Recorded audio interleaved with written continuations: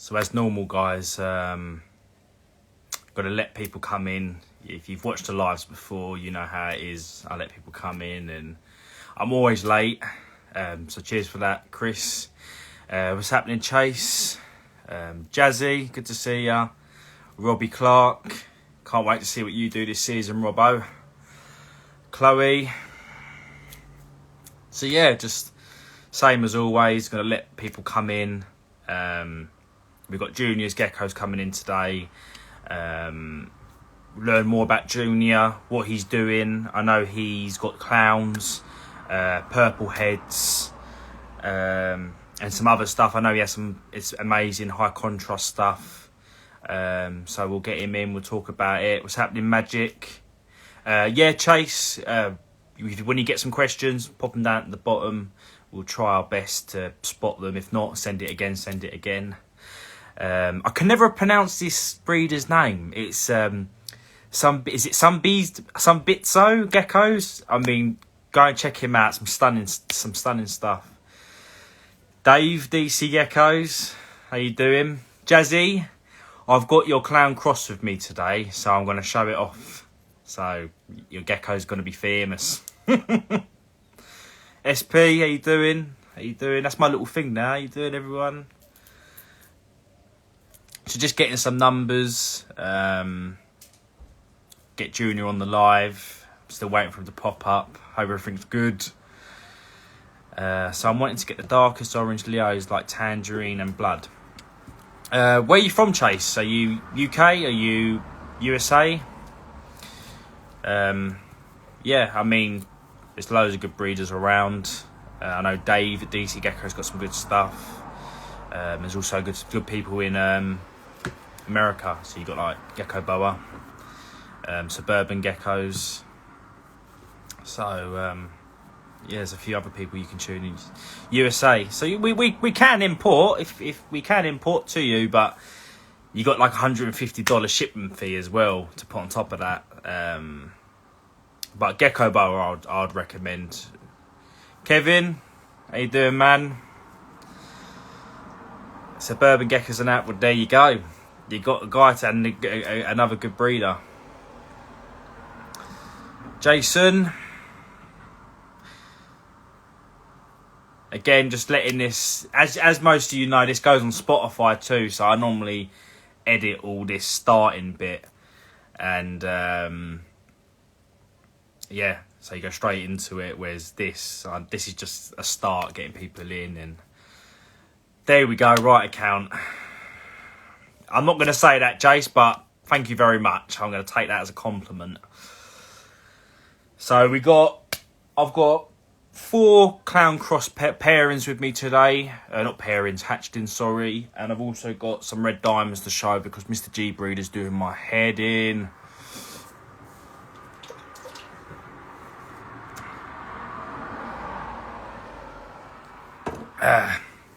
How's the live looking for everybody? Because Magic's definitely on Talk Wi-Fi. He complains every single live.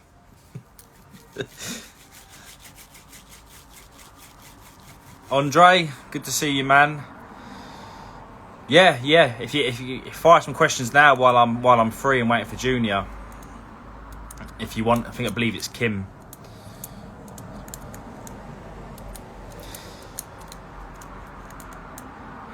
Junior does have some real nice geckos.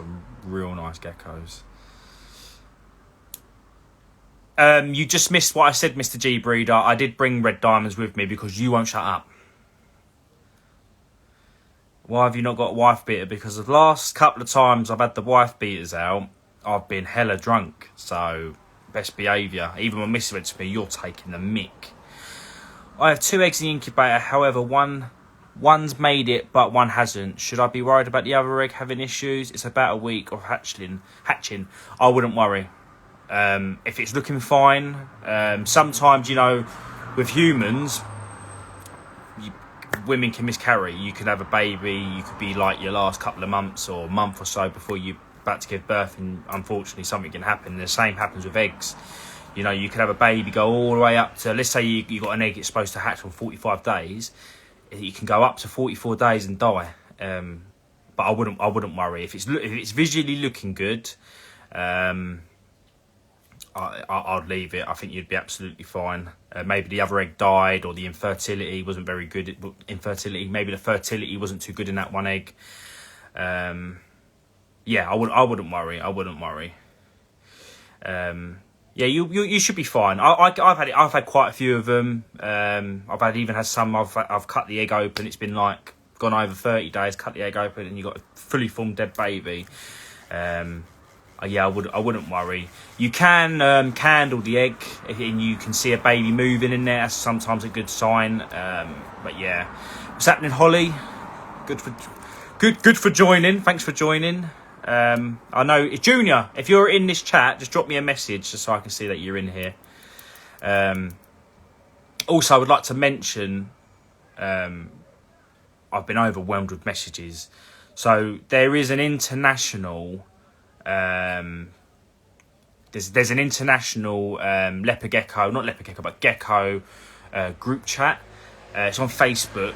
We're trying to get so many people in it, so, you know, we can make shipments easier. We can make imports easier. I want geckos from America, and there might be 5 other British people that want geckos from America. And we can put it all in one shipment, make it cheaper. And same with Americans. They might want to get geckos from Dave, me, Holly, Jay. Then they can get it all in one shipment and make it cheaper. So just after this live, drop me a message and say to me, like, get me on that chat. There is a lot of wind-ups and messing around. You know what people are like, so just be prepared. They were laid on the 29th of August. The one that didn't make it was 3 weeks when it started showing signs of not making it. Yeah, they go like dark. They go like a chocolatey colour. You start getting mould. They start shrinking. It's when you look at it, you think you've died. So yeah, give it a couple more minutes, then we'll get Junior in and start. We've got some questions for Junior. I know people who are watching are gonna fire some questions. This goes on YouTube. This goes on Spotify. I'm surprised a lot of people don't know how Spotify works. It's like any music app sort of thing. It's like podcasts too. All podcasts are on there. You just search Morphtastic and it will come up, and then you can. I think there's 9 episodes on there. This is going to be the 10th, so you got like pretty much 30 hours of listening to me. But yeah, we're going to get Junior on. Believe it or not, I met Junior through. He was actually on an open mic for Juniors Geckos, and do you know sometimes you just listen to someone, you're like, he's got a good vibe, him. And ever since then, I've been following him, chatting, and really nice guy. It'd be sick to get him on, which obviously we are. Yeah. So yeah, the international group. Anyone can join. Just a reminder that messages will be going all through the night. So it's an idea just to mute the chat and then just go in it when you need, when you've got geckos available. Also, there's going to be online shows. Me and Jay are going to be organising. As you all know, I like keeping busy in this hobby. I love doing what I'm doing. I love helping people. I was saying to Junior earlier, whether I get 1 view, 5 views, 1,000 views, it doesn't bother me. I really enjoy doing it. So, yeah. What's the advice you got to sell geckos? So I'm going to answer this, Harry, before I go live with Junior.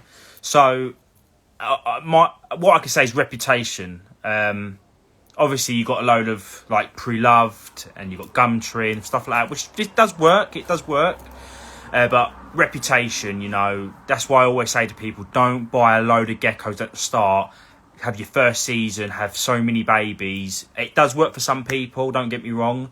But get yourself like 10, 16 babies, and then you know you're going to be able to house them and start selling them and then building up your reputation. Get your Instagram going, get some good photos, things like that. But no further delay, let's get Junior on. Hopefully all good. Sometimes with English Wi-Fi and American Wi-Fi,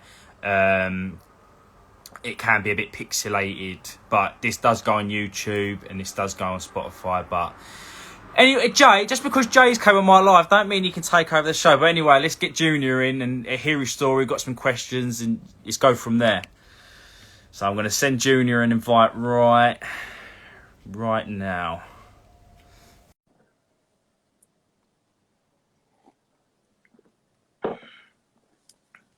So I just sent Junior a request.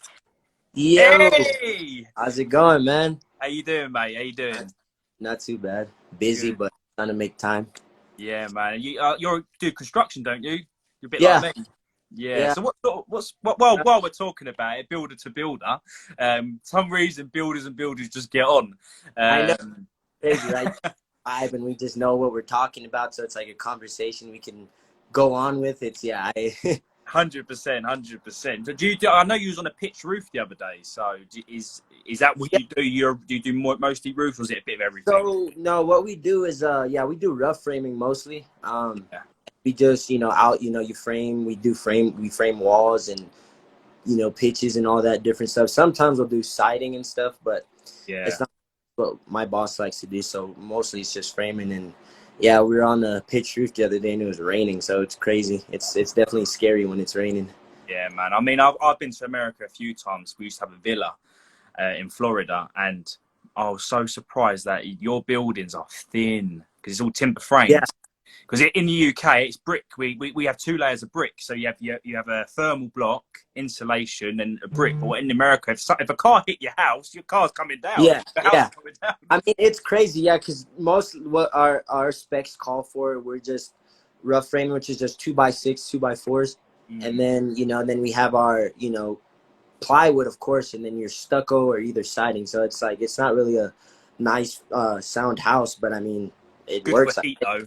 Like it's Yeah, good for you guys are hot and yeah, definitely. yeah, especially Anyway, this isn't a building podcast. yeah. Try to get So, into it. speak about yourself. What got you into the hobby? Where are you located? And speak about yourself to start off with. So I've always been into animals. I mean that's how everybody says it. When they're in this hobby, they've been into animals.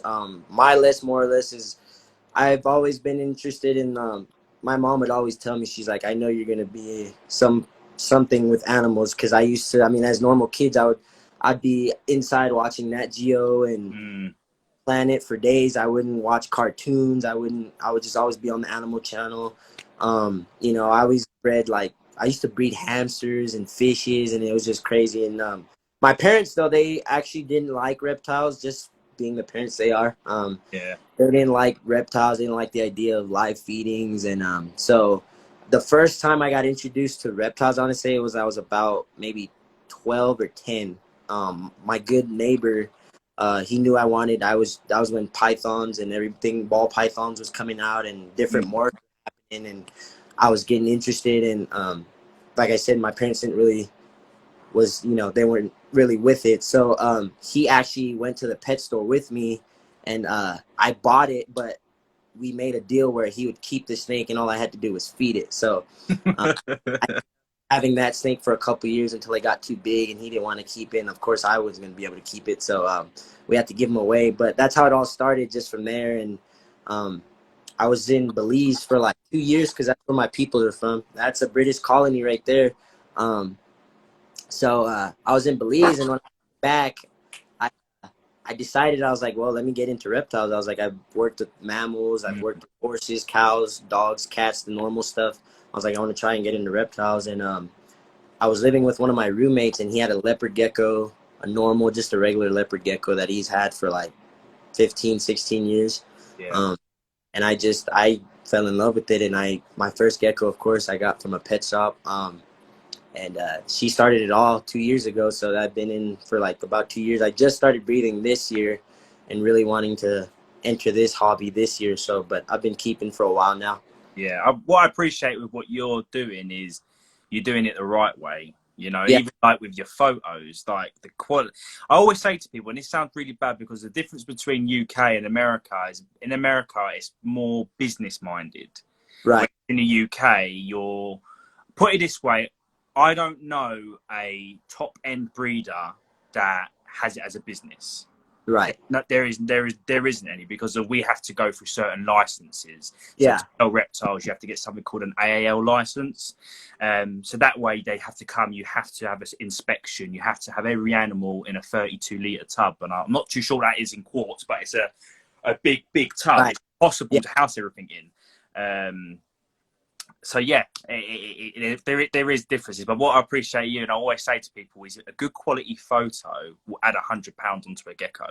Oh, definitely. You, And thing is, what I try to, cause I, you know, like even though I'm a newcomer, and I get a lot of people who ask me questions, and I always try to be, you know, and I tell people the right way to do certain things. You know, coming in, I knew that breeding wise, I was gonna have to make sure that I had genetics locked in. I was yeah, gonna have all the information from like, you know, way. I mean, first, second generations is best to know. But if you can go way back and say that, hey, this gecko, I know this gecko came from such and such, and you know, have certain generations down, that's even better. So that's why when I came in, I made sure when I bought my breeding stock is I bought them from good, reputable breeders, and yeah, I made sure that I had all my information down. You know, and I tell a lot of people, like you said earlier on the live, when they come in, they want 20 geckos. They want all the geckos they can get and breed. And then next thing you know, you have too many hatchlings and you don't know what to do with them because nobody knows who you are. And that's what a lot of new breeders have problems with, is trying to get in. Now they bred all this and they're like, well, I need to get rid of all these geckos. 100%. Can't tell because a lot of people don't know who you are. And, you know, there's a lot of scam people out there. They'll scam you Yeah. know. I mean, I had a post the other day. This guy, he posted on my like 2 pictures and asked if I wanted to black him. I was like, I'm okay. I was like, there's no Yeah, way. I got someone commented on my Red Diamond post and was like, "Hi, I'm looking I've got a new job. I'm looking to rehome a Black Knight. Please message me. You're in." It's like, hang on, Yeah, come on. and no, I was like, you can't play that with me. I'm okay. Yeah, So I tell a lot of people, you know, just make sure when you're coming in and um, just make sure you have a plan as well too, because you don't want to buy just because you like that gecko. I mean, if you end up, you know, if it's fine if you want to keep the gecko as a pet. But if once you have a project that you want to really work on and that you're passionate about, my suggestion would be, you know, make sure your stock is for what you want and not buy things that other people have. Because I was with the road I was heading down to is like I saw a lot of people have this and I was like, well, maybe I should get that because they have it. And I was going down that spiral and I realized that, well, it's not making me happy anymore. I was like, and I didn't want that. I wanted to be passionate about it still. So a lot of my inventory is just everything that I want to work with and that I want to breed for. So that's just my advice to everybody. 100%. It's like a lot of us when we start. I've been doing this since 2016, and a lot of us when we start, it's I want to get the best of the best, Yeah, and I want the newest thing. And when you go into that vicious, it's like with social media. Like if you see your friends with a car, behind that, that's all he's got. Do you know yeah, what I mean? So what I'm saying is don't stress yourself out and trying to get the next big thing. I said this on the last stuff. If you really like Max Snow Trempers, just plain Max breed Snow them. Trempers, get them and try and Do produce what the best ones. Yeah, that's what I tell a lot. Because you know, I have some buddies that like my work crew and stuff. They always laugh because they're, you know, when you're on construction site, you talk shit and bullshit everybody, and they just love bullshit me because I breed reptiles and Yeah. I got an egg hatch last night. Like, yeah, what are you gonna do? Make an omelette? I dude, I just hatched this, and they're like, I don't care, like you know. So, Mm. but like even some of my coworkers are starting to get into it, and I have some other friends out here that I've been helping too. Like I said, I don't really like the money is not in it. Like I tell a lot of people that I talk to is money is not thing for me. Like if I have a $500 gecko and that person really wants that gecko, I will give you that gecko just to see you smile and just to make sure Yeah, that is that if that gecko makes you happy, I don't the money sign, there's nothing on it. It doesn't bother me, you know? So a lot of my friends got a lot of exclusive stuff this year that I bred that I didn't really post about. So they got a lot of stuff and then now I just have like a community I'm building around in my local area. I And appreciate that. I appreciate yeah, it. There is more to it than money. Like if you got a friend and they're like, "Man, that gecko is gonna. yeah, I need that gecko for a project." You know what, bro? Take the gecko. yeah, You need exactly. it more than me. It's Yeah, like tribal reptiles. I had it's a stonewash cross gem snow, and he was like, "Man, that's a crap." I was like, "Mate, it's yours, man. It's yeah. yours." How I am too. I just love like helping people and just, you know, and just like what I can't even say his name, but we were talking about that kid that I helped out the other day. He was just so excited about the Trempers and like I was like, you know what? I was like, he was like, just the excitement that he was talking, and I just seen the excitement. He had that same excitement I had when I just came in. Yeah, Had yeah, that. People could, like, everybody was like that, not just about money. And it was like, well, I'll help you out. It doesn't mean you're giving your whole stock. It just means one yeah. gecko somebody's life, like, really fast. And that's what I want to help him out with. And I, helped him out with some trempers, and he just loves it. And that's just what I'm living for. I'm so happy that just made him happy. So. Funny enough, the guy, the Tremper we're talking about, I was actually talking to the guy today. I think it's the same person. Yeah. Man, that's a beautiful gecko. Yeah, I And get. he talks about it with such passion. Yeah, Like, that's you know exactly. that he loves that gecko. That gecko ain't going nowhere. Do you know No, what oh I no. mean? Yeah, when he was talking to me, I was like, dang, I was like, you know what? Because we were talking about prices, and I was like, he told me his age, and I was like, you know what? I was like, no. I was like, you're not paying for this gecko. I was like, cover shipping, and it's yours.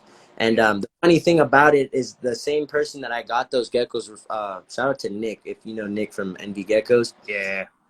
I had a situation early on in the year. Some things happened, family stuff, and I was just really not in. I was just down, and Nick actually helped me out. He gave me a group of trempers, and just to show that he was, the care and stuff that was there for him. So a lot of the tremper stuff I did have were from Nick. But I did a lot of people that wanted tremper stuff just because my projects are in a different line right now, and I'm not focusing on trempers really necessarily right now. So a lot of the trempers that I did have from Nick, I gifted a lot of people that really wanted them. And like I said, some of my cool friends are like just coming in. They're like, I want to breed. And I was like, I got you. I got you. So yeah, just that alone, just, helping people out is always a good thing. 100%. You gotta let. I think I said this not in the last of the live before. You gotta help newcomers, and I know a lot of people Yeah. like, oh no, you're new. I can't be. Yeah. Like, you're new. That's what I hate. Like, that's Man, support them. Support like, them. so Because it's of just, you never know. yeah. Imagine this junior. Imagine in 10 years' time, the guy you gave that tremper to ends up being a fantastic, and he's made the next big thing. How proud would you be? I'd be so proud. I'd be like, man, I helped that guy. Yeah, exactly. But what I see the problem is a lot of breeders, what they'll do is, like, if that's the case and they see that they're becoming a little bit more popular than they were because of the geckos that they gifted, they're like, oh, well, they hate it. You know what I mean? I'm like, if I give somebody a gecko and that person hatches out world first, I'm going to root that person on. Like, I'm going to root it on. I'm not gonna be like, hey bro, like, oh damn, that's my gecko. No, I'm not gonna do. I'm like, dude, you did your thing. I'm proud that you got your world first. Do your thing. I'm not gonna want credit. I don't and that's a lot of problem with a lot of breeders. They just want credit for everything, and it's just like, dude, that's not how it's supposed to be. You know what I mean? 100%. And like, so It's supposed to be fun. yeah, it's you're supposed to have fun with it. You're supposed to enjoy. I mean, these are living animals. We got to treat them with respect. That's why I think it's so crazy that the hobby is where it is, just with downside of money. And when you think about it, if I was given a wish, I would wish that we can all come together and don't even have to worry about dollar signs or nothing, just breeding and having fun with it. That's all that matters. I mean, it's 100%. Anyway, we've got some questions. All right, let's get into I know those. you're fairly new, and a lot of people don't know your background and what you've produced so far and stuff. So some of these questions might be like, I can't really answer that because I don't have much experience in that platform, sort of We'll thing. give it a So try. if anything we do ask and you're not 100%, just whatever. Just I don't know. I do a lot of research, so I don't think I'll, but we'll see. Yeah, yeah. Well, look at you. I want testing. Yeah. So, somebody's asked. A lot of people in the UK do follow your pages. We got a UK breeders chat, and loads of people say, "Oh, yeah, Juniors, I've seen his stuff, stunning." So, someone's put, "What is your plans with the super snows, or are they galaxies that you have?" So my plan right now with my galaxy, they're galaxies. I don't like calling them galaxy. I just like calling them super snow Eclipse. Yeah. My plan is I got a secret plan. I can share it. It's not too secretive, but I want to bring in Super Snow Eclipse Blizzard, the combo with the blizzards and the super snows. So I just like the look of how the blizzards and the super snows mesh together. It's just a nice, cool grayish. You can tell that super snow. You know what I mean? But with the and initially, funny thing is, when I first started, I was so in love with the sunsets. I don't know if you know what the sunset and sunrises are. Yeah. when I saw that, I was like, man, I was like, because, you know, everybody, I don't know, but mostly when you look at it, newcomers are always the same morphs they start with are either blizzards, super snows, Sunglow. yeah, sun glows. It's Yeah. just that same repetition. So that's where I started. I bought my first blizzard and tangerine pair. I think it was in December. Of last year, and I was just so infatuated by the sunset look, just the blizzard and the tangerine mix. It just looked so great, and to me. And John had some pictures on his YouTube, and he was videoing of the sunsets, and I was just like, man, I need that. Yeah. And then, but then as I started, you know, reading more into it and just realizing how much work it would have caused, but for a first time, it's definitely not for a first time breeder project. Maybe down the line I'll start it again, but just the time and Yeah. it's not really for a first time breeder. You definitely need to be, you know, and so yeah, that's my plans with my super snow eclipses. I do want to cross them to some breeder. I do have Rainbow's Geckos has some that I'm trying to get. You're So going to get. yeah, I'm going to Yeah. at Blizzard super snows that I'm gonna be getting, and I'm just gonna be mixing those in together, and so we'll see. It should be fun to have that though. Yeah. No, I like what you just said with the project you was going for. It's like not really good for a starter. It's like I don't know whether you guys in America are familiar with platinums. It's just a super snow Murphy Patterns, and it's pretty much a straight up grey looking gecko. Isn't that with the Murphy's pattern list though? Yes, yeah. Yeah. And man, that is so hard to hit, to get the Yeah. MP and the super snow. So if you're a newcomer, you know, you might pair it and not actually hit it. I know there's one guy in the UK, most season when he does aim for that pairing, he'll get one, maybe two. Right. I know someone in the comments is working with him as well, Holly. So, yeah. So another question. We've got loads of questions here, man. This is a matters. Let's get it. I suppose this is one we answered earlier. What advice would you give somebody wanting to make a break through the hobby? This goes down to what we said with work with what you want to work with, and it shows. But yeah, what's your take on that? Definitely my same advice again. Just if you're coming in and you just make sure you have a project that you know you want to stick to, and that you know is a project that's gonna make you happy.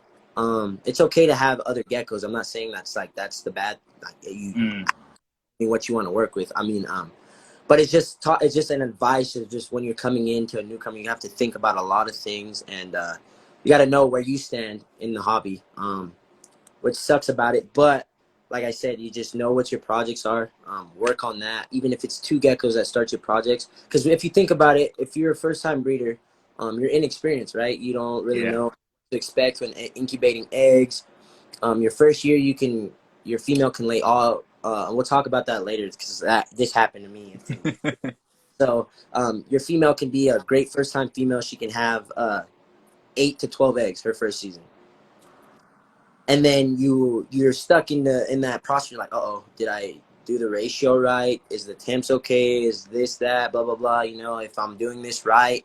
And so in that process, while you're learning to incubate eggs, you're also losing eggs because you don't have that experience yet. And that happened to me early on in the season with the same blizzard and tangerine pairing. I lost my female. Was great season. She did 8 eggs for her first season.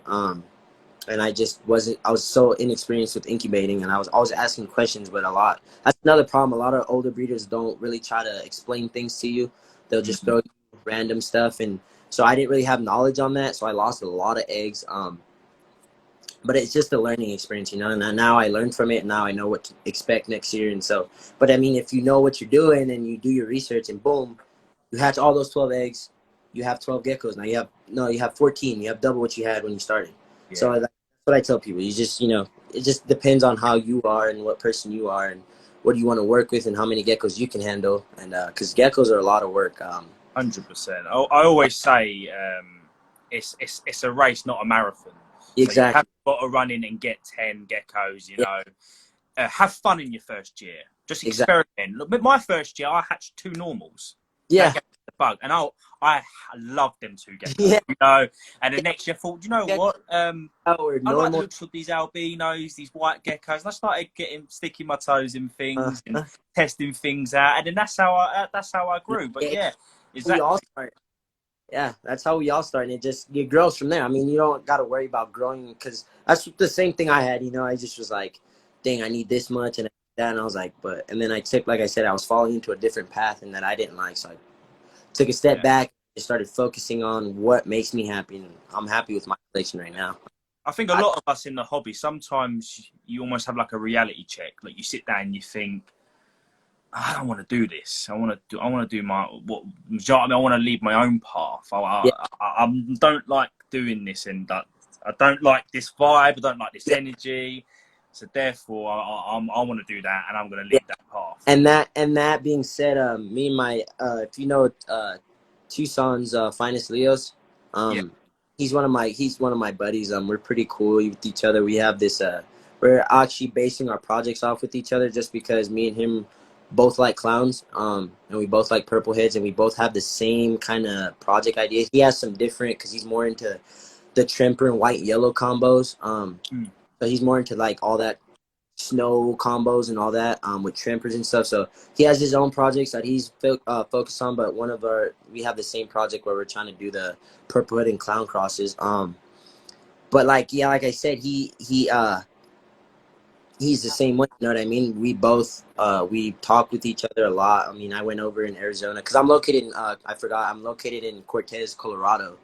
So I went over in Arizona, which is only like a 6-hour drive, and I took the time out, went and saw him, and spent some time with him and some other people, and you know, so we got to talking, and he has the same exact mindset as me. So me and him are really, collabing really nicely, and it's Yeah, gonna.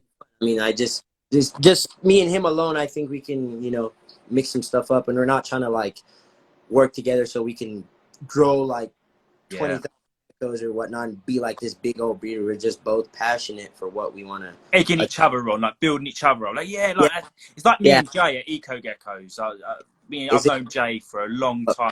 Yeah, we yeah, both that Black Knight's incredible. That's yeah, yeah.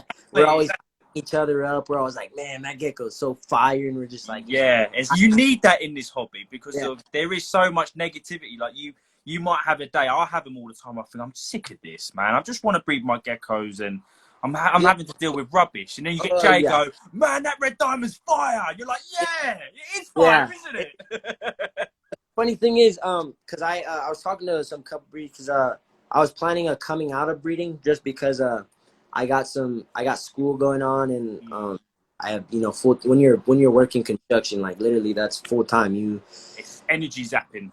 Yeah, it's so crazy, and a lot of people don't understand is when you work construction and then you work on geckos after you get off, it's like so draining, and then also I'm trying to go to school for animal practice too as well, Yeah, medical practice for animals, and man, so that'd be like so my, good. my yeah, my plate is so full right now, and but thinking about it again, I just worked hard for my collection, and I just don't want to see it go. Like I just It want to would get be a shame. It would be yeah, a shame to see Junior turn his heels, man. Already, yeah. you. So I am If I pushing. was where you was, that doesn't matter about popularity and stuff, but like the quality of animals you got, Yeah, the photography. I don't know whether you use it. There's a question about your photography, the quality of your pictures. If I was like you in 2 years' time, I can only imagine where I would be. So it would yeah. be such a No, shame to lose you, even if you keep it small and selective. You yeah, might have 5 females, 1 male. yeah. Don't. Yeah, I think it'd be so bad Definitely. to No, see you go. definitely. Yeah. So that's what I really took back a step back, and I thought about it, and I was like, man, I can't do it. I was like, I love my geckos. I mean, my geckos are everything for me. Not everything, but that talk. You just like Yeah. once you look at a gecko and you're letting them go, you're like, man, because I mean, I've had some geckos I had to get rid of just because they're not in my project. And I saw a different outcome for it, so uh, I decided to let them go, and I just sold 2 to Wally. Shout out to Wally, pretty cool guy, Hard Rock. I can't remember his name. I'm sorry, I'm bad with names. But I just sold him a pair. I sold him my Universe male and my Snow Diablo Blanco girl. Just because the project that I'm doing with the blizzards, I'm trying to eliminate as much Tremper blood as I can, Mm. just because I just don't want to produce super raptors. I like super raptors, don't get me wrong, but when you're working on a project, you just want to see your project come to light, and Yeah. so I'm trying to narrow down as much genetics. So I mean, they're fantastic animals, but like I said, the project was just not fitting in. And Wally was excited to get him, so I was like, yeah, man, no worries. And so we worked something out.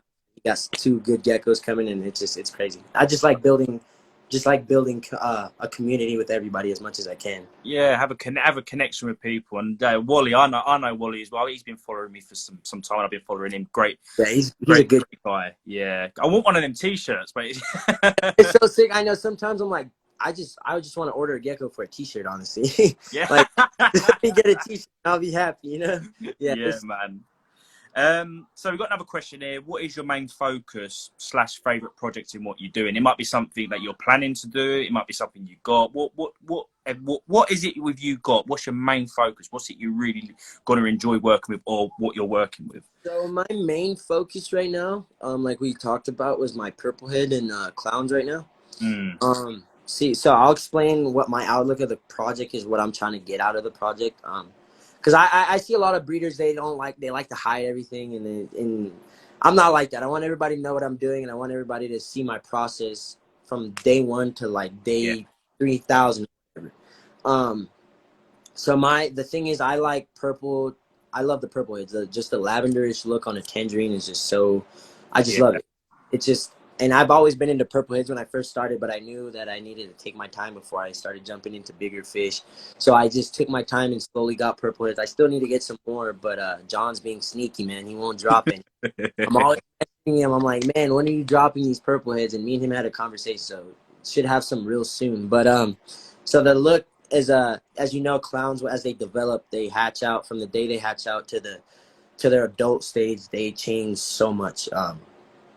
And I've been blessed to see these young clowns that I got grow from 15 grams to now 40 grams. It's just been a great how much they change. And it's funny when clowns are small, as at first 15 grams, there's so much purple hues and like deep orange hues, and then when they get around 25 to like 30 grams, you start seeing more of that emerine color start coming out, the greenish color, and then the purple start changing slowly to yellowish colors, and it's just so it's crazy. So I had the idea, I was like, well, I like clowns, and I like purples. I was like, what if I try to blend the two where I can get the purple hues to stay a lot longer until adulthood. And so that's more or less the project, just trying to get the purple hues to stay a lot longer. 100%. Like what just Bobber just said, it's an experience. Like, I've crossed clowns this season, and what I like with the difficult thing we have in the UK is clowns are like rare. They're gold dust. There's a few geckos I know Americans absolutely smash, and that's clowns. Yeah, We can't compare with you guys with clowns. yeah. So with crossing, like with the purple heads and the clown, you might hatch out the best looking clown cross with purples. Like, this is the thing. This is the experience. Like, it's all like a science project. And not sound in a bad way, but it's like a box of chocolates. Yeah, exactly. You never know. You never know what you're gonna get. Showed you that hatching. I'll show her a little later, he or her, because I incubated a little in between so I could try and mess with the odds for a female or male. I just like that. But when she first hatched out, I mean, she was so normal, like yellowish. She had the normal bands of just yellowish, but I knew from the start when she hatched out, I'm leaning to she. I hope she's a she.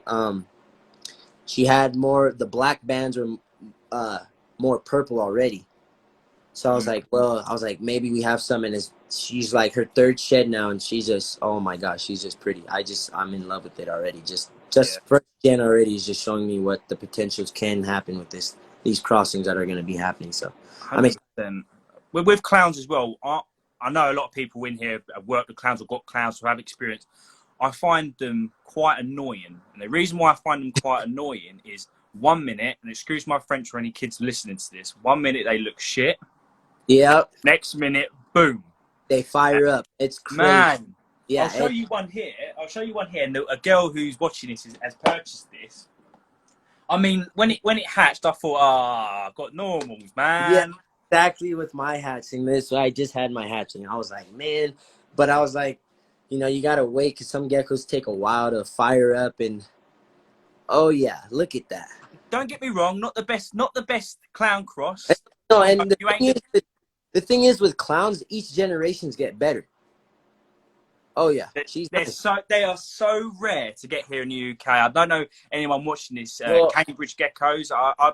From what I've been told, he got them. What his pairing, I think it was 10 years ago in Sosobek's auctions. So and yeah, considering it's a cross, I'm happy. yeah, Jazzy's really it's happy, definitely nice. Nice cross for sure. Yeah, definitely. I and it's like. getting better. It's Oh getting yeah, they get better every this. gram. It's just crazy how much. Junior, when I hatched this, I ripped this one off. I messaged Jazzy and I said to her, I wish I never sold this gecko now. Yeah. That was crossed to a blood, by the way. So I got this pure clown fighting thing. Well, if you're interested in some, I'll have some clowns for you next year for sure. But I got this pure clown I got from I say pure because I don't believe in pure either. But once they're labeled as pure, I can't really do nothing. I can just only that's what they're labeled as, and I have to go with the label. But so I got this pure clown and pure firebolt female from Josh's Geckos. That he originally got from JB Leopard Geckos, I think it's called. So John Byer. Yeah. And man, the clown, her clown color and pattern. I think I posted. That's that girl I posted on my story yesterday when I was asking for those questions. That's she's like, man. But I'll show you this hatching that I got. Well, I'm going to show another clown cross.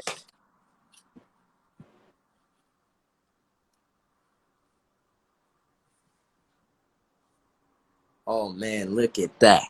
See, I just love the different bands they get, and you already know that that's gonna change. It's crazy. Yeah. It's So funny enough. I was talking to my girlfriend today about them. She went, "What makes?" Because she doesn't understand. She went, "What makes them a clown?" I said, "They look clownish." And I know it sounds silly. I showed it. She went, "I know exactly what you mean." But man, that is incredible. Yeah. So the story on this girl is I got her from David as well. Bubba's Geckos. I think she's the best clown that I got. That is fire. She's actually a pet only. And that's why a lot of people are crazy because they're commenting and they're asking about her. I was like, it's crazy. She's only a pet only just because the project that he was focusing on, they ended up hatching out with some underbites, and so he just petted out the whole project.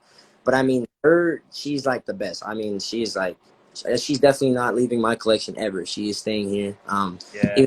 Be able to pass down her genetics, but I mean, she's just fire. I just love the way. That's a crazy gecko, man. Yeah. Good on Bubba as well. Like, you know, seen a few issues, and I'm just gonna pet that. And a lot of people see it, go, yeah, maybe let sell that. Yeah. He petted it out fully too. He didn't let me know genetics or none. So that's I appreciate that on that for sure. Because a lot of people still share genetics, like, hey, it's a pet only, but here are the genetics. And people are like, well, I got the genetics, I can breed them. And I was like, no, you're causing problems. Just save yourself from problems. 100%. You got to stay. This is the thing with us breeders, and now we've came so advanced in the hobby. You got to be truthful. You have to be truthful. If you got a white and yellow, if you got, let's say, a white and yellow pairing, and it's one of them has hatched out spinning, you got to let the people know. Do you know what I mean? Yeah. Or retire that pairing, maybe freeze the remaining eggs. Just think. One second, I'm going to shut my window because I live in the bloody hood, man. There's all people going around in dirt bikes. You're good. You're okay. What did happen?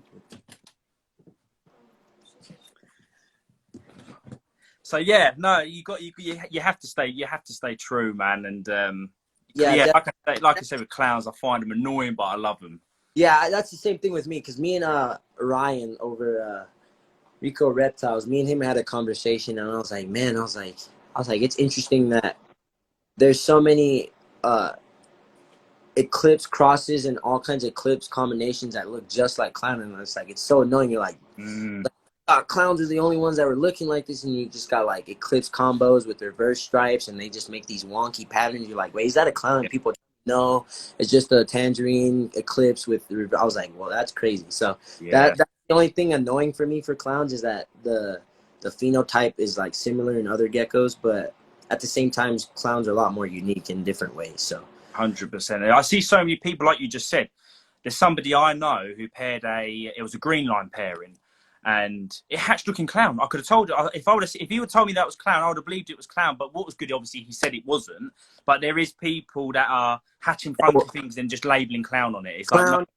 Same with stonewash. A lot of trempers do hatch out with that can have that stonewash looking, that stonewash pattern. Right. That doesn't mean it's a stonewash. You need to think of the Right. line. Same with giant. Yeah. Okay, you got a 130-gram gecko from a It's pet shop, and oh, is it giant? Probably not. not. It's not. And I have a lot of people who I see on Morph Market, because I hang on Morph Market just to help a lot of breeders out that first timers that you can obviously tell they don't breed and they just want to sell a gecko for the price just to be in it.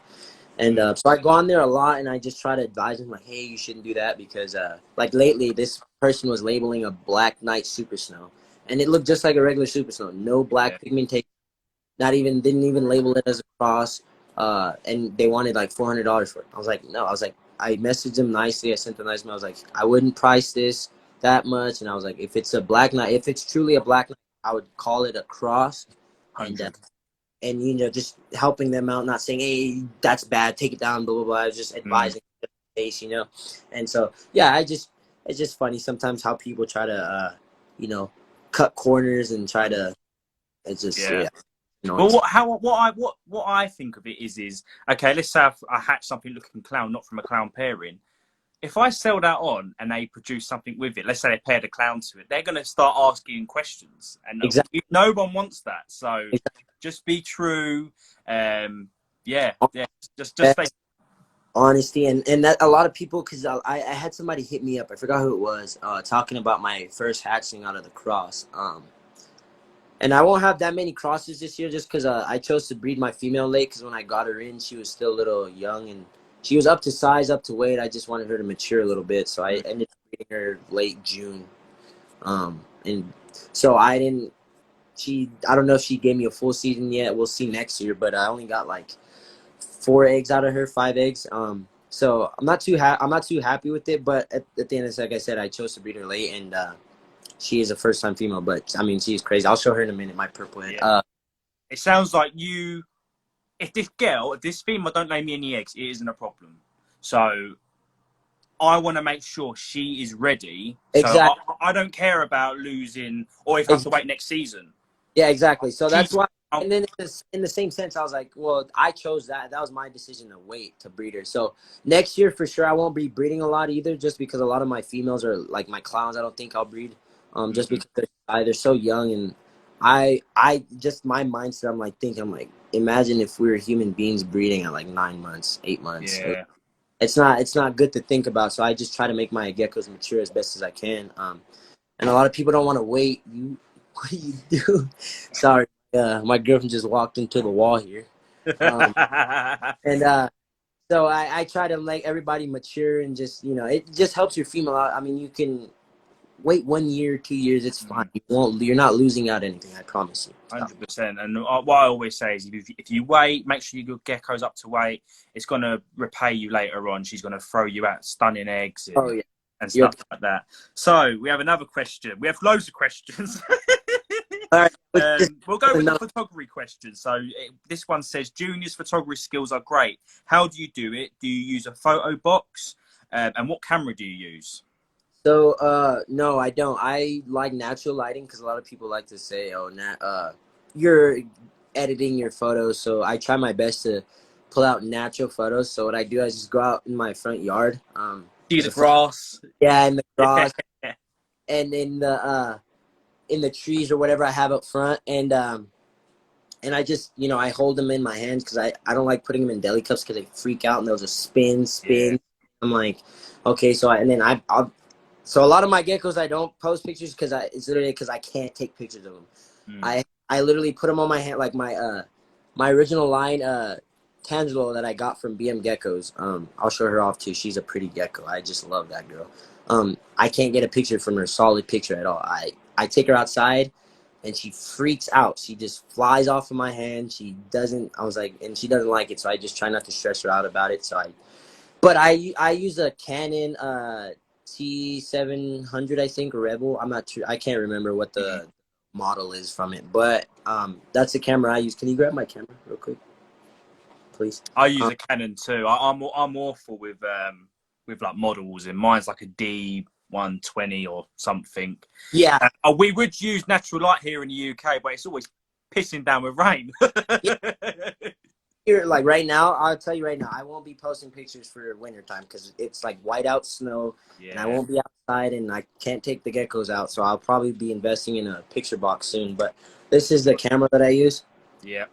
and That it's looks just a identical to mine, man. yeah, regular. It's just a regular lens and everything. It's just everything. It's funny. It's just lighting is what brightens your geckos up. It's just the right lighting, the right angle, and it's crazy. Because when I first got this and I sent pictures over that I took to Nick, he was just laughing. He's like, "You'll get the hang of it because they're blurry. You can't even see the gecko. They're so blurry. You can't even." It was so funny. So I definitely got better on. I just practiced a lot, but yeah, I investing on find the photography side of keeping as well fun.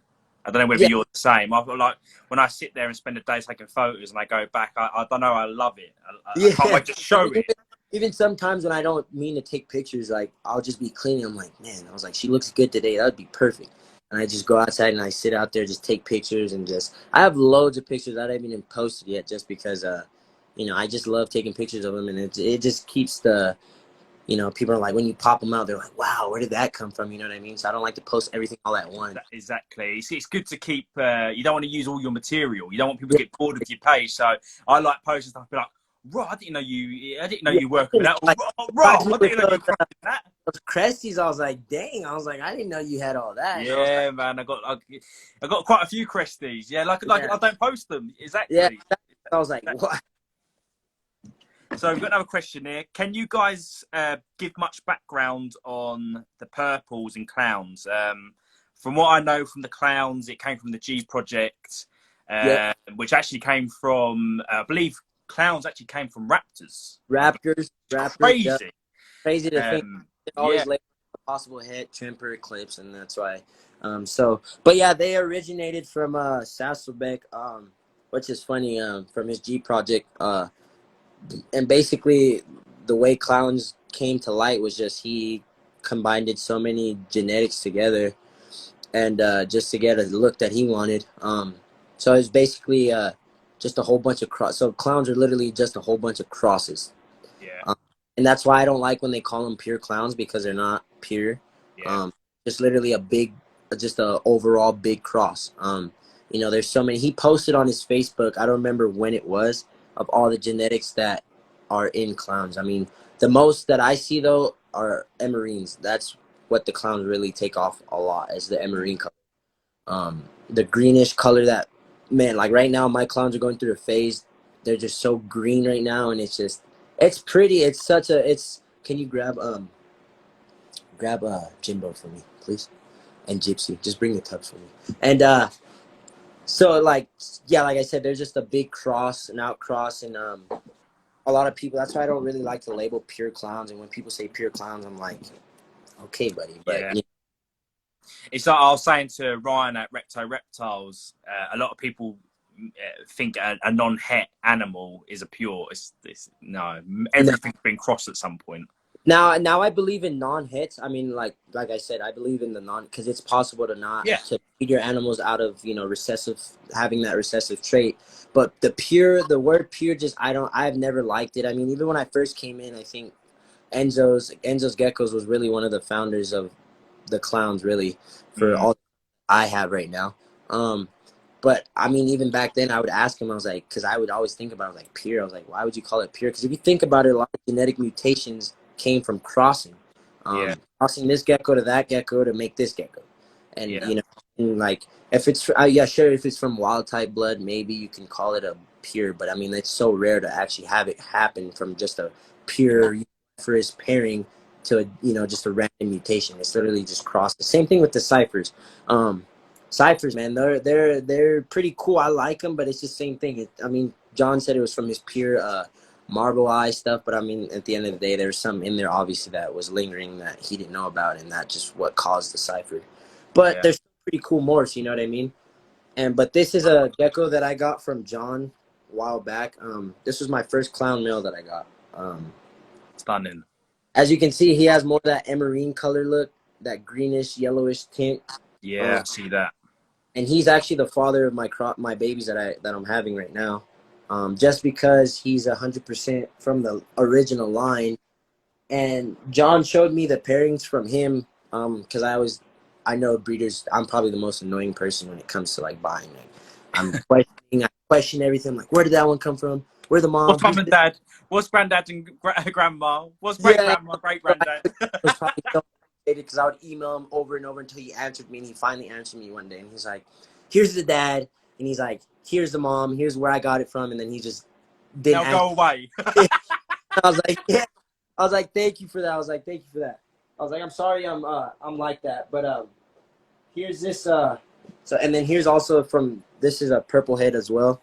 Oh, This stunning. is Gypsy. Yeah, Oh she is. man, that's stunning.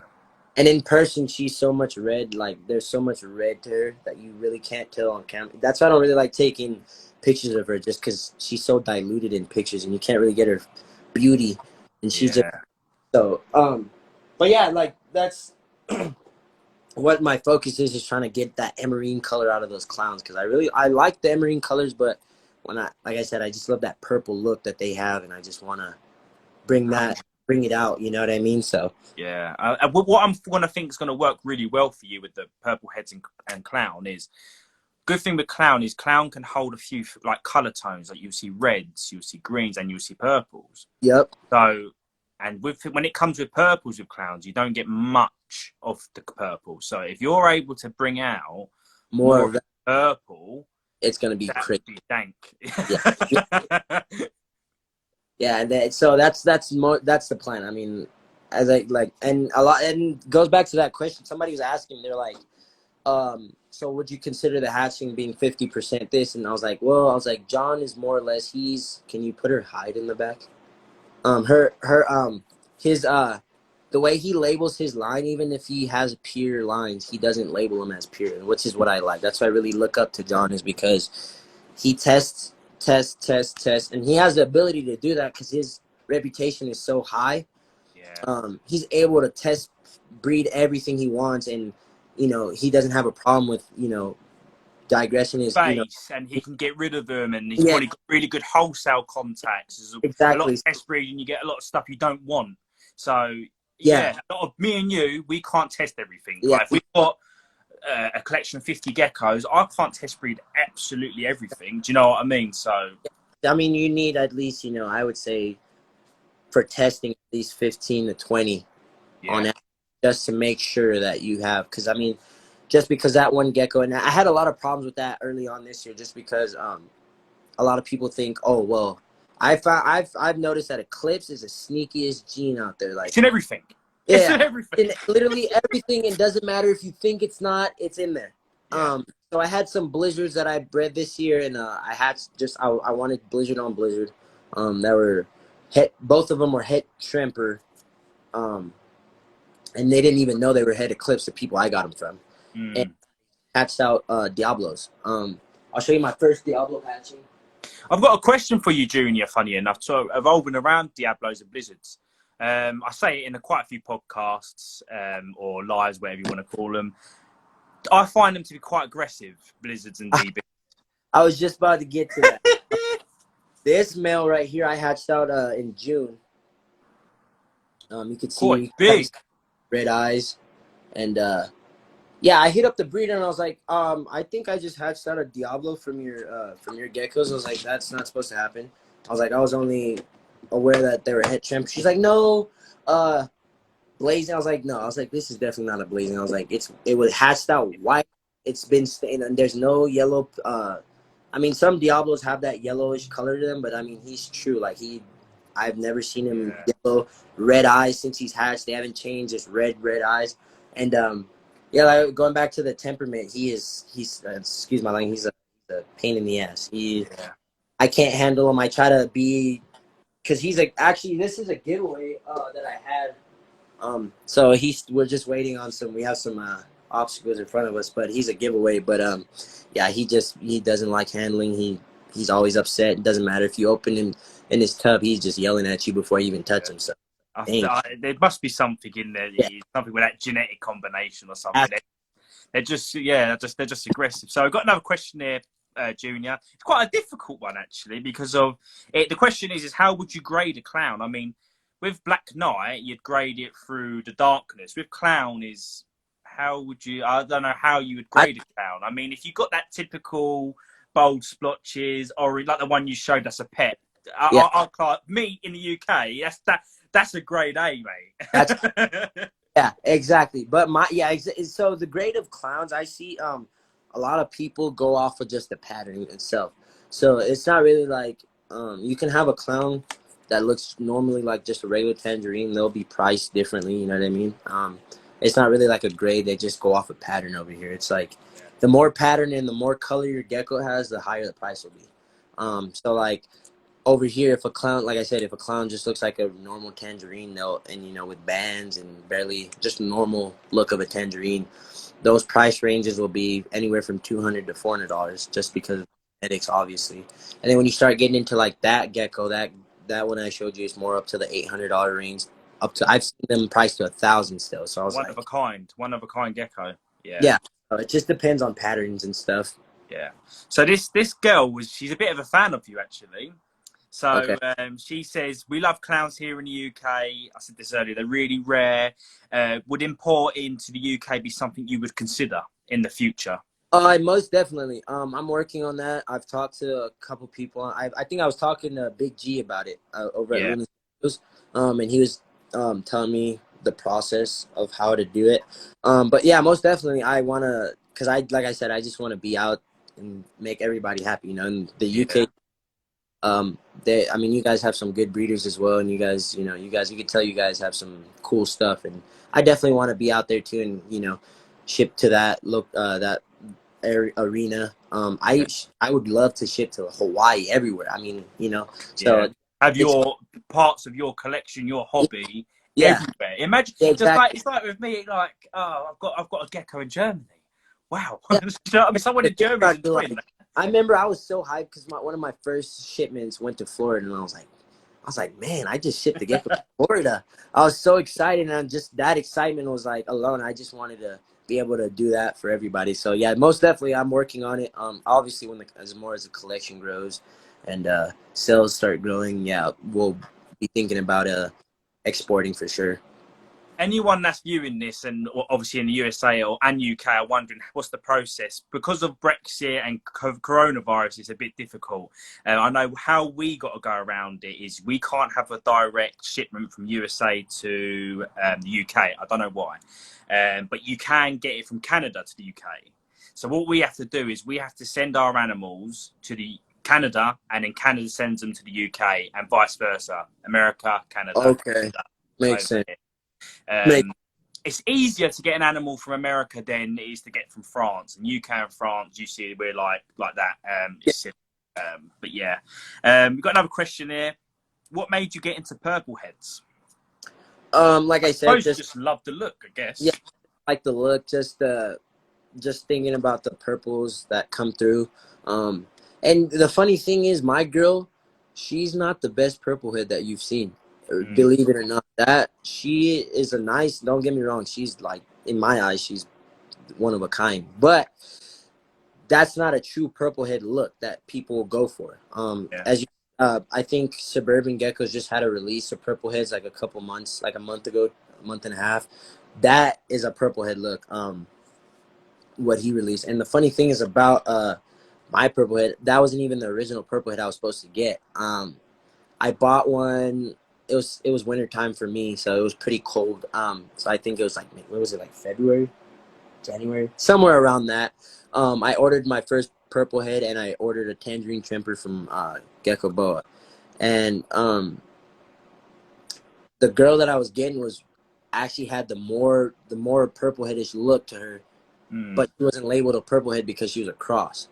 So right. that she had more like she had different genetics in her than what she has. She is like 100% purple head. What's the good thing though, Junior, is sometimes even though that is a pure purple, that is a purple head. Sometimes not the greatest looking ones will go on to produce fire. Well, I've that had yeah, geckos that are beautiful, and yeah, they've just hatched shit out. yeah, yeah. Oh, that's what I was just talking. I just had this conversation with somebody on I think it's I'm terrible with names. I've never been good with names. But anyways, we were talking, and I saw that they just hatched out a Super Snow Eclipse Blizzard, and I was like, man, I was like, I gotta have that gecko. I was like, please, if you sell that gecko, let me know. I was like, we can trade or something, we'll work something out. But we were talking, and I showed her I was telling him or her, I don't know if it's in her. Sorry if I said her and you're him and whatever. But we were talking about that, and I was like, sometimes pedigree animals don't do good with pedigree animals. You have to outcross. Just like how it's the same thing with dogs and cats. If you notice, pedigree dogs have the most problems compared to mice. You know what I mean? So like a pedigree dog, just example like pugs. Pugs are pedigree animals. They short snouts. They have a lot of skin irritation. You have to clean their flaps. Same thing with bulldogs. You know, they have a lot of problems. They're too overweight. Breathing problems, Yeah, eyes. I know exactly what you mean. But it's yeah, my dog. He's a pug cross Shih Tzu. yeah, Because he's a cross, no issues. yeah, No exactly. breathing So issues, like, nothing. yeah, it's Yeah. crazy how it works. So like, the more like, even if sometimes it sucks, you want a pedigree animal, you want that line to stay 100%. That you have to outcross it. It's just that's a lot of thing that people don't realize in the hobby is that outcrossing is your best friend, and literally outcrossing is the best way to produce the most beautiful animals. Strong animals, strong Yeah, genetic. strong, yeah. Yeah. And same, that's the reason why we're having the problems with black knights now, is because they're so inbred. Yeah. And the guy wanted to, what, I forgot his name. Is it Very. Farius? Yeah. Yeah. He had his vision. He didn't think about outcrossing, and that's where it went bad, and that's why we have a lot of problems. But now that I'm seeing a lot of people outcross, even people who buy, 1-to-1, they'll still outcross even if they want the 100% line. So it should be good to see where the Black Knights go. That's the only reason why I haven't gotten to them, is just because there's so much issues with them right now, and I'm just waiting for them to be outcrossed. And I put it to better say I'm waiting for everybody to do the hard work so I could get the outcross. Put your stamp on it. Yeah. 100. I got a really good question here. This is from Magic Morse. I have had him on a live before. He put, George, what from Juniors Geckos would you like to work with, and what would Junior like from my geckos to work with? I'd personally say, even though she's a pet, and obviously I wouldn't breed her, but if she was a breeder or he, that would be what I'd want to work with. And also, the Galaxy you got or the Super Snow Eclipse you got is fire. Oh yeah. Yeah, most definitely. Like, so in my, was he asking for me to say from me? Yeah. So what would I like? What would I work out of your, like, basically what do I like out of your projects, and what do you like out of mine? You might be. I really like the stone washes that you're working with right now. Yeah. Crosses are so, I mean, I like that. And I know you have some white and yellow stuff too that I just recently seen from you, and that stuff like that, definitely. The stone wash, like we were talking about the stone wash, I haven't seen people out here work with them, so definitely, most definitely, I would try to maybe get you to sneak peek some for me. But Man, I've even got some crazy tangy stonewash cross coming. I was actually talking to JMG about it, like a little bit of a backstory, and he basically said he doesn't think anyone in the US has. He sent all of them off to Europe, yeah, Germany, UK. Luckily, the pairing I've got originally came from JMG, so I know the you guys, purity. I've got all the information. I've got the yeah, original tags, everything. These geckos were like a museum piece, mate. When I got them. I mean, Yeah. yeah, I remember I was talking to David about it one time. I was like, I started seeing Stonewash being popped up because like I said, I started getting a lot of followers from the UK, and I would follow them back, and then I started seeing a lot of the Stonewash from Italy too, and Yeah. I was like, what the hell's a Stonewash? So I hit up David, and I was like, dude, what is a Stonewash? I was like, I'm confused. I was like, it looks just like a temper to me. I was like, and then he's like, oh, it's an over the seas line. He's like, it's different in different ways, and I was like, then I started seeing copper, and I was like, what? And then when I saw that, I was like, man, and you could tell, like, right, a lot of people, like, they don't, when you first come in, everything looks the same. Yeah. But when you start having an eye for a gecko and you know different genetics and you know what they do, you can see the difference. Even if it's too 100%. big. Like, I could see the difference with stonewashes and copper. Chloe's Geckos has some nice coppers. I've seen her post up her raptors, her copper. The creator of the copper is in this chat. This DC Geckos. He made it, and he's Oh man, what? Shout out He's to you. a Good. lot of Americans, a lot of Europeans I speak to, they love the copper. And in the UK, they're everywhere because of Dave's in the UK. Yeah. It's like purple heads. I think there's only one person I know with purple heads in the UK, and that's Magic Morphs. Yeah. So yeah, a lot of people No, are like, definitely. coppers are crazy, but what you said's a good point actually. Stonewash and copper crossing works fantastic because Oh yeah. copper has those bandings, Yeah. that stonewashy looking washy. Yeah, It's so, and that's why I really like Chloe's Raptors that she has the copper crosses. I think they were that she posted because DC Geckos. Hi, Junior. it yeah, it's so crazy, and I just like the look on them. Yeah, good. Yeah, I like the coppers, man. Good work. That's some cool stuff. I definitely want to get into those for sure. We And got Dave coming on a live on the 10th of October, so it'd be good to because Dave when I used to run a reptile courier service, so I got to meet everybody in the UK, and Dave gave me a bit of a backstory and how it started, and it's going to be such a good live. yeah, I'm excited. I want to definitely need yes, we do. We do need some stonewashes over here. That's for sure. I mean, guys, hit me. I've got literally. I know it sounds crazy, but the stonewash male I've crossed into bloody everything. Yeah. But a And lot of people don't like to do is like when you get something, they want to cross it to one thing. I was like, no, cross it to everything, so that way you have different variety and you have different looks, and and then that also doing that just helps you learn what they go best with. You know what I mean? So, Yeah. and same thing with purple heads. A lot of people, I don't even out here, I don't see a lot of people working with them. I've seen maybe like be honest, like maybe 3 other people that have them, and they're doing the same crossing with bloods, and they haven't even tried electric. So that's another cross that I'll be doing is electric. I have an electric female that I had gotten maybe say same thing like around February. But she's a nice female. I mean, she's produced some heat for me already. Oh yeah, look at the pattern on that. So this one's my favourite. So this is just a result from a red diamond crossing. Oh my goodness. Don't be coming to me telling me crosses are bad. Come on. Yeah, right. I wanted to show you. So this is what I have planned. This female. This was a temperature sex male, but ended up being female. So I'm hoping that she's not she doesn't go crazy on me, and we can produce some stuff out of her. But I was test breeding my electric female to make sure she didn't have any Eclipse and Raptor, because I had a Tango Crush cross to a not cross, but it was a Tango Crush times an Infernal Clown cross that I got from Juniors Geckos. She's a good breeder too, as well, with tangerines. Is that her name? Is it Leah? Leah, yeah, Leah. Yeah, great. She has some good tangs, but so I was test breeding them 2 together. Not really test; it was just a little practice pairing. Man, look at the color on that thing. That's a clown crossed to a blood. Yeah, and see the cross, and a lot of people don't understand clowns with crosses do a lot better than clown to clown. Yeah. You see, but this is that gecko out from the electric and Ooh. And that feel the heat from here, man. Tango Crush. This basically she has a Tango Crush lineage, Infernal Clown lineage, and also electric lineage. So she's just a stunner.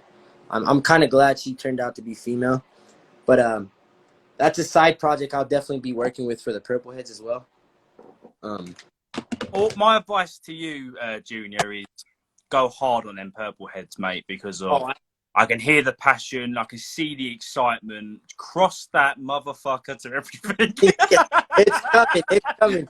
I promise you it's coming this year. This year was just a little practice, but for sure next year I got it in the bag. And my homie in Tucson, he has a purple head female that he picked up. But luckily the person he picked it up from had the original numbers that John actually, because John, if you don't know, John releases them with numbers.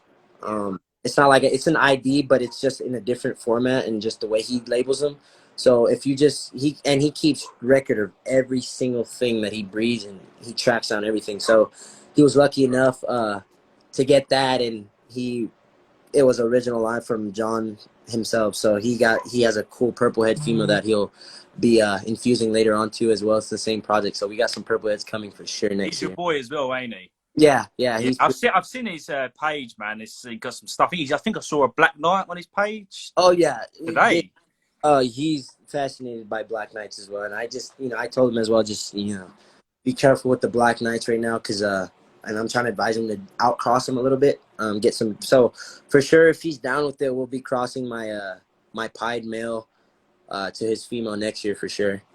So we'll see how that goes. Yeah, man. That's what's good of having a friendship with somebody. Is like you can help each other out. It's like, oh, I borrow your male, and I got an Inferno female. Everyone takes the mick because I go out in every live. And there was a guy called Gosh in the UK, and he was like, man, I've got a Inferno male here doing nothing. Borrow it. I don't want anything for it. It'll just be a pleasure. Yeah. To see what you produce. I'm like, man, I love that.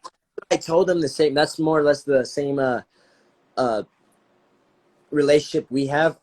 I even told him, I was like, dude, I was like, if you want my purple head female, I was like, you can breed her to what you want, 1 year, and I don't want no babies, and 1 year's for me, whatever. We can work some out.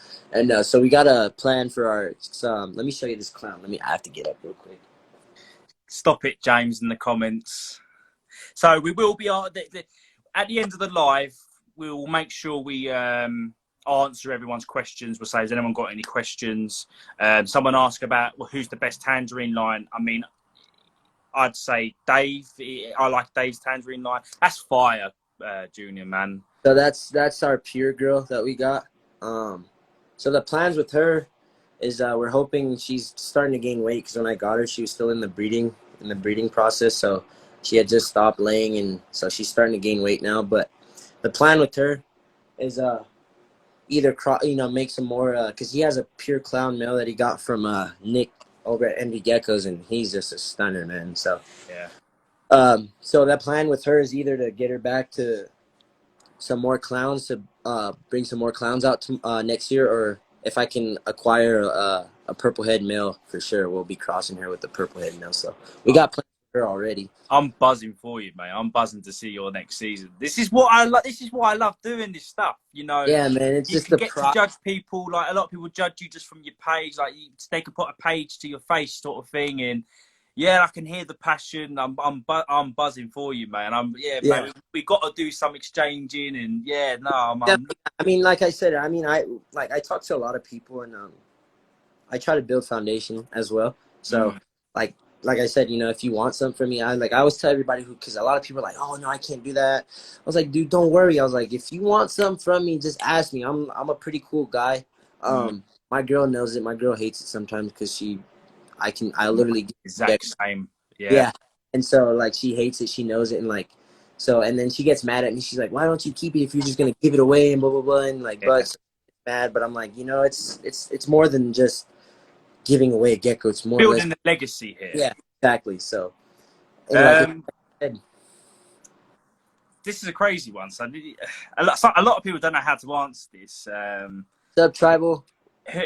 Who and what is your inspiration in the hobby? So who got you started? Who was it when you was 2 years ago when you first started and you opened up your Instagram account and you thought, man, I want to be like that? Who inspired you? Do you know what I mean?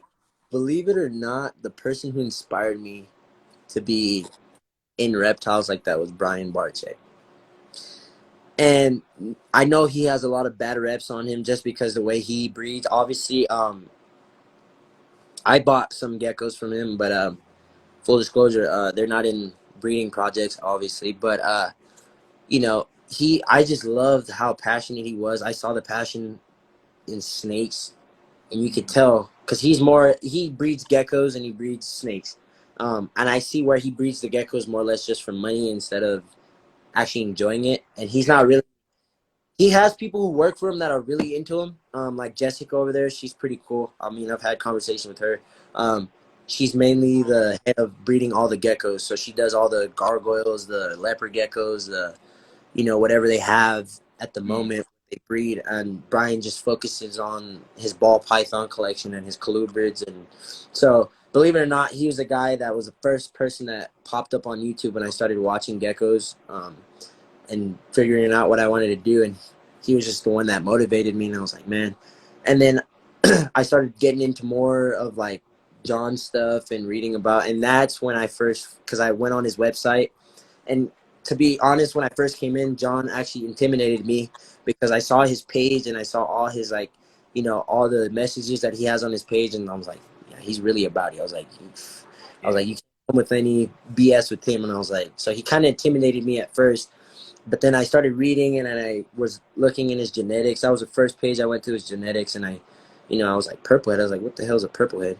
I was like, right away, I was like, what? And so I clicked on that, and I started reading that, and I saw the pictures he had, and I was like, man, I need a purple head. And at the time, he only had like some rainwaters on his website and some Murphy patternless melanistics and some bolds, and I was in. And so a lot of morphs have been growing on me lately, like the bold stuff. I'm starting to get into the bold a little bit, more or less the fire bold, just to do the crossing like everybody's trying to do right now with the clowns. So I'll be definitely doing that later on, but yeah, definitely bolds and stuff I'm starting to get into. But more or less it's just purple heads. I've just always loved purple heads. I don't know why. It's just, Was that hatchling you sent me the other day? It was like really purple and orange. yep, that's her. Yeah. Yeah. Imagine like in a few years' time with like holding back in, Yeah. just going to get more and more purple because from my experience, from what I've visually seen, I've never really. A lot of the purples do go with age, around about 3-4 months. So if you can start getting that to stick, which I think the clown's going to work with you. Yeah, and that's the reason why I'm doing I'm choosing the line. So the line that I'm gonna work on is just literally I'm gonna line breed them. So, and I'm not gonna do it like everybody else. I am gonna cross in. Me and Tucson's was talking about it later on. I do want to add some gecko genetics as well, because I really like the gecko genetics look. They're just so nice and dark, and they just have this really nice. So they almost look purple where they're so dark. Yeah. You know, the orange look. So it's like a lot of gecko genetics tangerines come out like that, and I think John has the best gecko genetics out there. Suburban Geckos works with them, and I've seen them some other, but hands down, John's like the guy for me. He's definitely making the most movements at the moment as well. Yeah, especially so that's where I want to head down, is like, line breed them, but obviously I'm gonna be adding in new genetics down, like maybe third generation. I'll add some new fourth, fifth, just to make sure that I don't want to have no issues with the line either, and hatch out short tails, stubby faces, big eyes, smaller bodies. So I'm definitely gonna be taking it slow and making sure I'm doing it right, and not just breeding dad and son, or dad and daughter, and son and mother back to back. So I'll definitely have to bring some new genetics in, but I mean, it's gonna be worth it, like I said. So every project has its outline and what everybody. Every gecko you look at, copper line, mandarin tangerine, blood, purple head, everything has to be crossed, because it takes a bit of time to make these things, and after 5-6 years you will start seeing issues. Yep. But all these lines you've seen, that at some point they would have to have been crossed. Do you know what I mean? Keep that line going. Otherwise, it will just fade out, and they will be infertile. And so everything, even bandits. There was a conversation in a WhatsApp group. Someone said if you pair a bandit to a normal, you're going to get like bandit crosses, which is but at some point someone had to do that, and they strengthened that pattern in back up. Do you know what I'm? Yeah, exactly. So that's why I decided to do it like that, just because I just don't want, like I said earlier, we were talking, and I said, I want to respect somebody's projects, just like, I want somebody to have respect for my project. So I don't want to sell anything that can cause problems, you know what I mean? And like, I want people to enjoy. I want somebody to get a gecko from me in the future and is like, man, I'm so excited to breed this gecko, boom, make some babies. And that's just what I want to head down. So that's why I'm trying to do everything the right way, instead of just animals at the end of the day as well. So you think about them in the long run too. We have a question. It's thoughts on various tangerine crosses, plus clown. What I mean is, what is the results like? So in my experience, when you do cross two strains of tangerines together, for example, blood and copper, the results I've seen is you will get, like, let's say I got 10 eggs. The main results I've seen is you'll get 8 mediocre looking tangerines, but you will get 2 fire ones, or you get Yep. one that's like, jeez. Yep. Yep. I was just, yeah. So I've seen that same thing as well.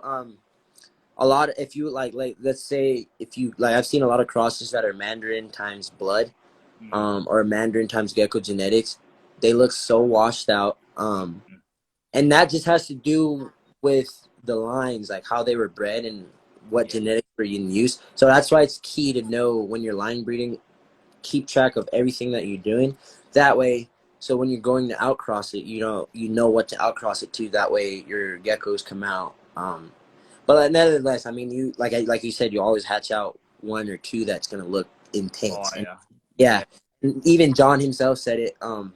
You know, he hatches out a lot of normal stuff, but you know, he does hatch out stuff that's different, and that's just what keeps him going. Even if it's just 1 gecko that he hatches out that's different, he just a lot of like these lines you see, like for example, I know I keep saying copper, but let's just say for example with copper, you know how that started. It started off with probably a mediocre gecko. So like, let's say for example, I hatch out a normal, and it has this crazy lavender patterning. If I line breed that in 5 years' time, that is going to be insane. Do you know what I mean? A lot of these lines we see, they started off mediocre. So with crosses, what I'm saying is with crosses, a lot of them will look mediocre, but if you work your magic with it down the line, it's going to look insane. Yep. And that goes to another thing. Like, a lot of people think that just because you have name brand genetics mean that they're going to pop out fire right away. And I'm like, no, because if you think about it, when you cross something else, that's basically the start of a new tangerine. So thank you. So you are, then that process begins again. So it's not like, you know what I mean? So you're not like crossing, like boom, you're getting heat right away. So you're definitely gonna have to work yourself up again. And that's the fun of it. I mean, it's sometimes people are like, oh, that's not worth it, but that's literally the fun of it, building back up that block again. And this is how we make new things. Exactly. Like, you might cross your purple west to a clown and you hatch out a full green gecko. Boom. Exactly. Juniors Gecko line. Yeah, exactly. So that's where everything starts. And yeah, people just need to, that's what I think. A lot of people just need to realize that. We're not working with magic sticks. We're working with animals. I mean, we're not God. We can't say, I'm going to breed that and do that. It has to come out. No, we're just working with animals. I mean, things happen. We don't know. We're not scientists. We don't know what genetics or how genetics work fully. I mean, we have an understanding because there's smarter people than us out there that break through and try to show us how genetics build up. But to be honest, I see it as it doesn't matter how much knowledge you think you know about genetics. You'll never know until you know, when you're breeding. Because obviously a lot of people are like, well, I bred this and bred that. What the hell happened? You know what I mean? They pop out something different. They're like, how the hell? So we can never have an explanation because, like I said, we're not God. So you just need to take your time and just really learn and really figure out how geckos work, because geckos it's crazy, man. Once you start breeding, you really learn. You really learn a lot about geckos, and you really learn about the process, and then you start to say, well, I respect that person who's doing it fully and has their own business built up to where they want it. I respect them, just because the process from start to get yourself to where you want to be is such a hard process. But like I said, I can say it's worth it for sure, because it's been my first year, and I've been definitely growing in a nice pace that I like, and a lot of people are already seeing that I'm producing stuff, or I'm gonna be producing stuff. That just shows the type of person I am, you know. So it's just all in that. 100%. And these lives they help broadcast that a little bit more as well, because you get to hear somebody. I know I'm dyslexic, so I'm not. Sometimes I come across really abrupt. So I mean, like, when you say dyslexic, somebody say, "Oh, you can't read all right." I can read all right, but sometimes, especially builders, like my dad. If I go, Dad, are we? Because I work with my dad. I go, "You coming to work today?" And he'll just go, "No, nothing else." And if anyone else read that, they'll go, What? Yeah. Exactly. So really, if I spoke to you, you'd have gone to me, no, I'm not coming in today, mate. So a lot of the time when you're talking to people,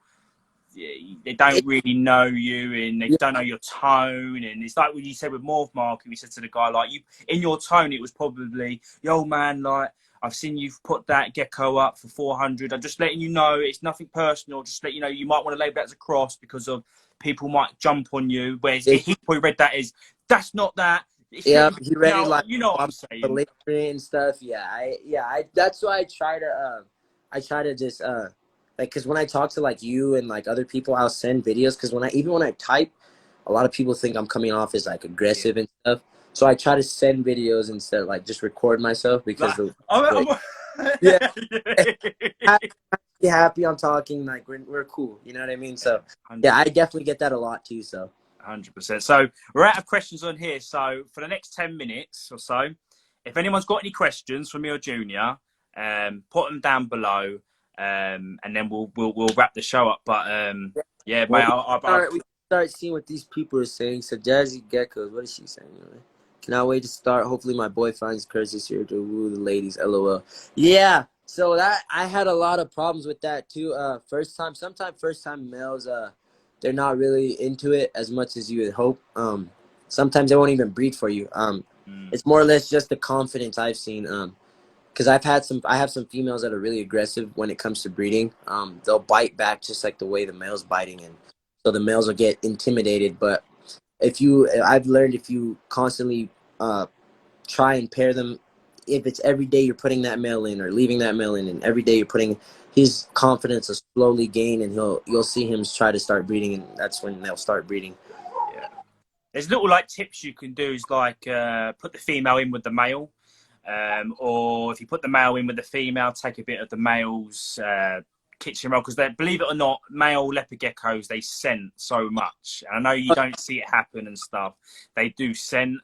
So there's little tricks like that. Or I've had a proven breeder male go, nah, not this year, mate. Yeah. So this hatching, so her mom hatched out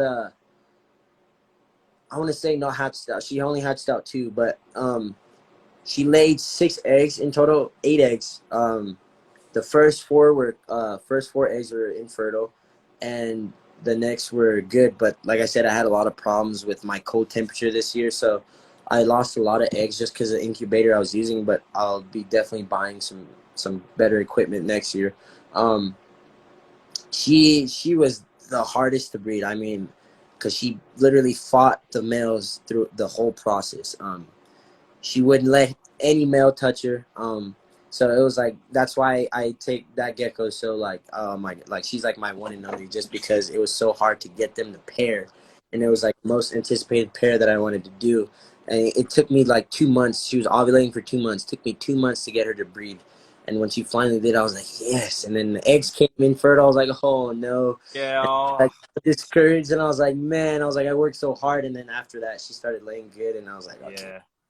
So Ella Cooper, how many eggs a year can a female lay? So what I say to people who start in the hobby is, usually a first time female will lay 6 eggs. At least it's 6 eggs. First time female. If you get 8, you done well. But I always say, keep in the back of your head that female's going to lay 10 eggs, because you never know. And the last thing you want to do is get a female male gecko and think, I can house 8 geckos happily, right, or 6 geckos. Just make sure you put a bigger number in your head. So worst case scenario, you know you can cover it. But I will say this, I do know a breeder that has had a female lay over 24 eggs. So just keep that in mind. Jesus, that's a lot. That's a lot of eggs from one female. Imagine if you had, so for example, I've got probably over 50 female leopard geckos I breed with. And imagine all them laid me 24, I think I'm going to be in trouble. I have to turn the incubator off and start freezing. Because one female laid 8 eggs, and I got 8 babies, and I was like, oh my, I was already overwhelmed. I was like, Jesus Christ. What am I going to do? Yeah, I was like, what am I doing? And then, but yeah, that's a good thing too. Always make sure, because I did the same thing. I just wanted to breed, and I didn't have space, like 100%. I mean, but good thing I build and stuff, so I can build racks, and, I can go out into Home Depot, buy some supplies, and build. I mean, they're not efficient because I'm not a world star. You can rig up something. Yeah, I can rig up some really fat, like these these ones that I have, this was my first hatching one that I put together real fast. Like I said, it's not efficient, but it works. It was just because I ran out of space so fast, and I was like, uh-oh. And I had babies hatching out, so, but it's clear right now. I only got, the rest that's on that rack is keepers, and I have one male that is being shipped out. So, but yeah, definitely work on trying to make sure you have all the space, even though it sucks. You're like, man, I want the geckos now. Just it saves a lot of stress, just to get your racks and whatever you want to house them. Even if you want to house all your geckos in 20 gallons, make sure you have all those 20 gallons ready and just, yeah. 100%. Also, someone mentioned earlier about incubators. From my experience, and I know there's some really reputable breeders watching this, and they can probably put their input. I've bought the best incubators you can get on the market that are pre-made, and my advice: make your own. They're easy, and they work personally for me much better. Polybox, bottles of water at the bottom, heat mat or heat cable, a really good thermostat. I use a pulse. I know other people use different. That's just my opinion. It has never let me down. I know a lot of people get the fridge Exoterra. It has a blue light. Man, it will say 32 degrees in it. You'll put a probe in it. It will say 38, and you're like, oh, great. Yeah, fast. Yeah. My thing too with incubators, the only reason I bought mine, I bought them because they were like I said, I was just coming in, so I was like, well, let me just get an incubator. But I definitely do, like you said, homemade stuff's always the best because you can run it how you want and you can build it how you install fans, Yeah. Exactly, and it's a lot more efficient, and you can go off your own budget. You don't have to go off of whatever they're selling it at, and next thing you know, it's something that you don't like, and you just wasted $200. You know what I mean? So you can go off of your own budget, build it how you want, and then if you don't like it, guess what? It's homemade. You can do it again. You can remake it. So yeah, definitely with homemade stuff, I do advise a lot of homemade stuff. Same thing with racks. If you have the space, the only reason I chose, because I just purchased some racks from Sea Serpents, because that's one of our racks manufacturers. They make them in bulk for everybody, and so I ordered some racks from them. They should be coming within the next 2 weeks, next 2 or a month, because it's been like 6 weeks now. But they're pretty bad with timing, and so I know I'm gonna get them probably at the end of September. The only reason I'm getting them is because I'm moving locations, just because I will be going to school and stuff. So I'm moving locations right now, and I'll be moving again to go to the city again. So and you can't bring like a bunk of plywood into because I'll have to get some apartments, of course, but you can't really bunk plywood shelves into. You're trying to make a good impression as well, and there's you rocking up with all these screw holes where you've missed. Yeah, exactly. Yeah. Just you can't. So so that's the only reason why I ordered some racks and same thing with homemade stuff. There's always flaws, and I've had so many geckos escape, and I've just freaked out, and I'm just like, I can't do it no more. I was like, I'd rather but I see a lot of UK breeders use that shelving system. I wanted to ask you guys, where do you guys get that? I'm pretty sure I think it's called Pax or something. I'm not too sure. What are you talking about, like where they have the metal frame on the back and they have like the shelving? Is that what you're? Yeah, you could just buy your shelves and put them to whatever size you want. So how I do my racks is I actually go to, I don't know whether you have it in the USA. Well, a lot of jobs we do, for example, do you know the whole Afghan situation we got going on? Yeah. In the UK, we are taking 15,000 refugees. So at the moment, a lot of the properties we're working in is we're going into like old abandoned houses, refurbing them, and we're throwing Afghan people in there as refugees. So a lot of these places we go to, they're a mess. There's loads of furniture, and we just get told to throw it. So a lot of the times we get a lot of IKEA units. I don't know if you know what IKEA is. It's like we got IKEA. You got IKEA, yeah. So I get the IKEA wardrobes, and what I do is I go and buy the melamine sheets and put extra shelves in. That's what I do, because I am handy with my hands and got all the tools. It's easy. Whereas, like, for example, the racks I built, if they cost me £100, $150. If I go to a rack company, they're gonna want that just under 1,000, baby. Yeah.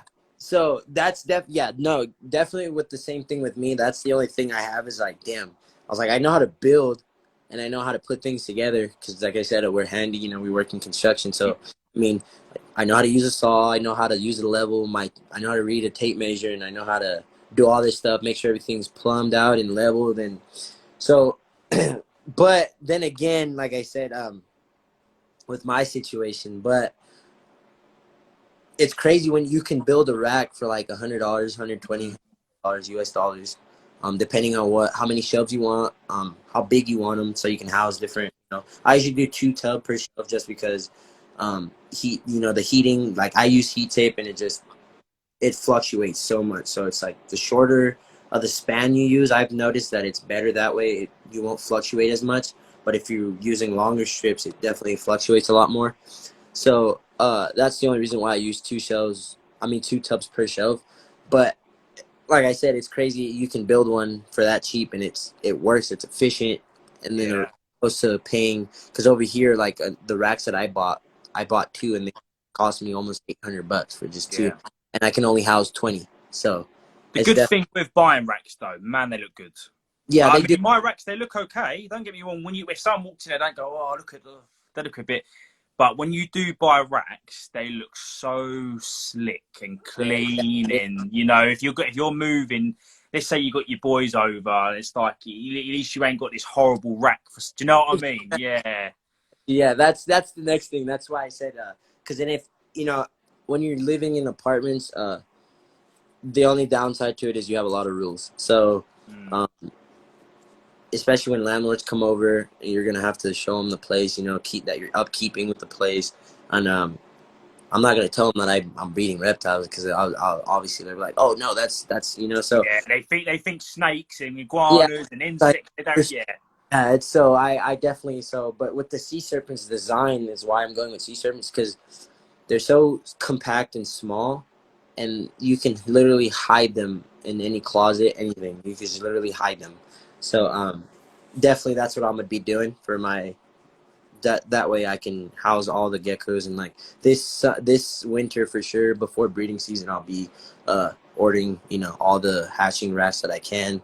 That way I can survive for the next 2 years without worrying about space. So yeah. definitely. I got some advice for you actually because of I rent actually this I don't own my flat apartment I think you guys call them. So I at one point I had over 100 geckos here, right? And I'm not allowed in my contract. It's no pets, no pets. So what I'd done is I thought to myself, okay, so I've got racks and there's tubs in it. So a normal person ain't going to walk into the flat and think, oh, he's all them tubs are animals. So I Yeah, thought, okay, exactly. so if it's just a load of tubs, he's just going to think, man, this guy's got hella storage. So what I actually done is I bought some, it's like a vinyl sheet and it's like misted. So I stuck this misted sheet on all the front of the tub. So when my landlord did come over, he couldn't see the blizzard go. Oh, yeah, exactly. 'Cause, you know, I have some geckos like that too. As soon as they see somebody, they'll come to the front and they're Straight to the front, yeah. just like dancing. They're doing all their weird stuff. It's cool to see that. But yeah, the reason why I can't get away with that, but luckily my landlord, because I rent a house right now, so just for my dogs, because I want my dogs to have space. So we have a nice little yard, so I'm renting a house. The only reason it got so lucky, like I said, luckily my landlords are pretty cool. The only reason it was taken away from me is because they walked in the room, and as you know, baby gecko shit smell the worst. They just, Yeah. and it's so like you could smell it through the tubs, and so um, even if they're freshly clean and they take a shit right there, Straight it's away, yeah, yeah. Yeah, you get a mealworm that goes into the water bowl yeah, and the mealworm dies, thing, just smells of yeah. hell, man. So the Yeah. smell what gave me away, and they're like, "What's that smell?" And I was like, "I can't." I was like, "I couldn't lie." So I was like, "Oh, you know, I just breed geckos." And they're like, "Oh, really?" And they just got excited about it, and they didn't really care. So I was like, "Nice." I was like, "I don't really have to worry about it with them." But Yeah. so that's the only thing. I also wanted to give a shout out to this guy in the. I don't know if you ever check him out, JF5 Geckos. He does printed. I just got my shipment in today. I ordered these, I think 2 weeks ago. So he does 3D printing, and he prints out hides. Oh, that's dope, man.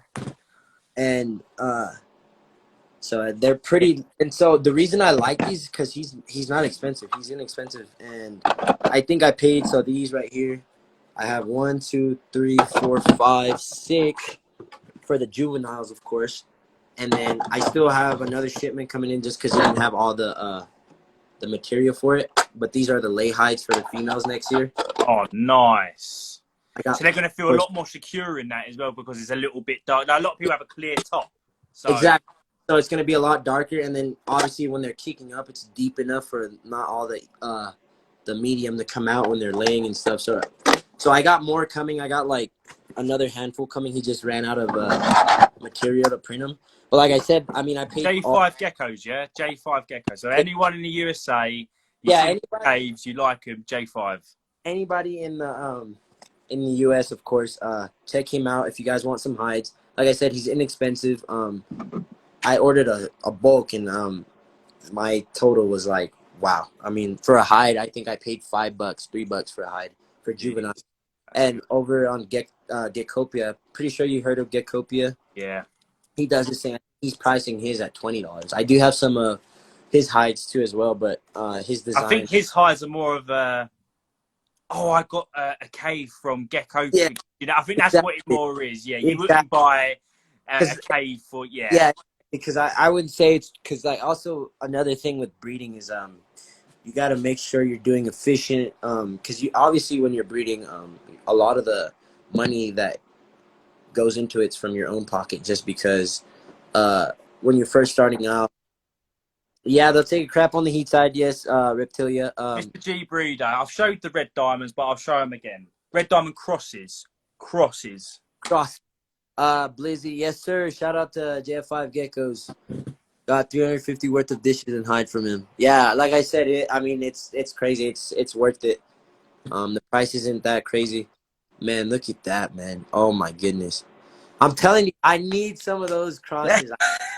If I have to fly to the UK, I will. Honestly, I'll sort you out something.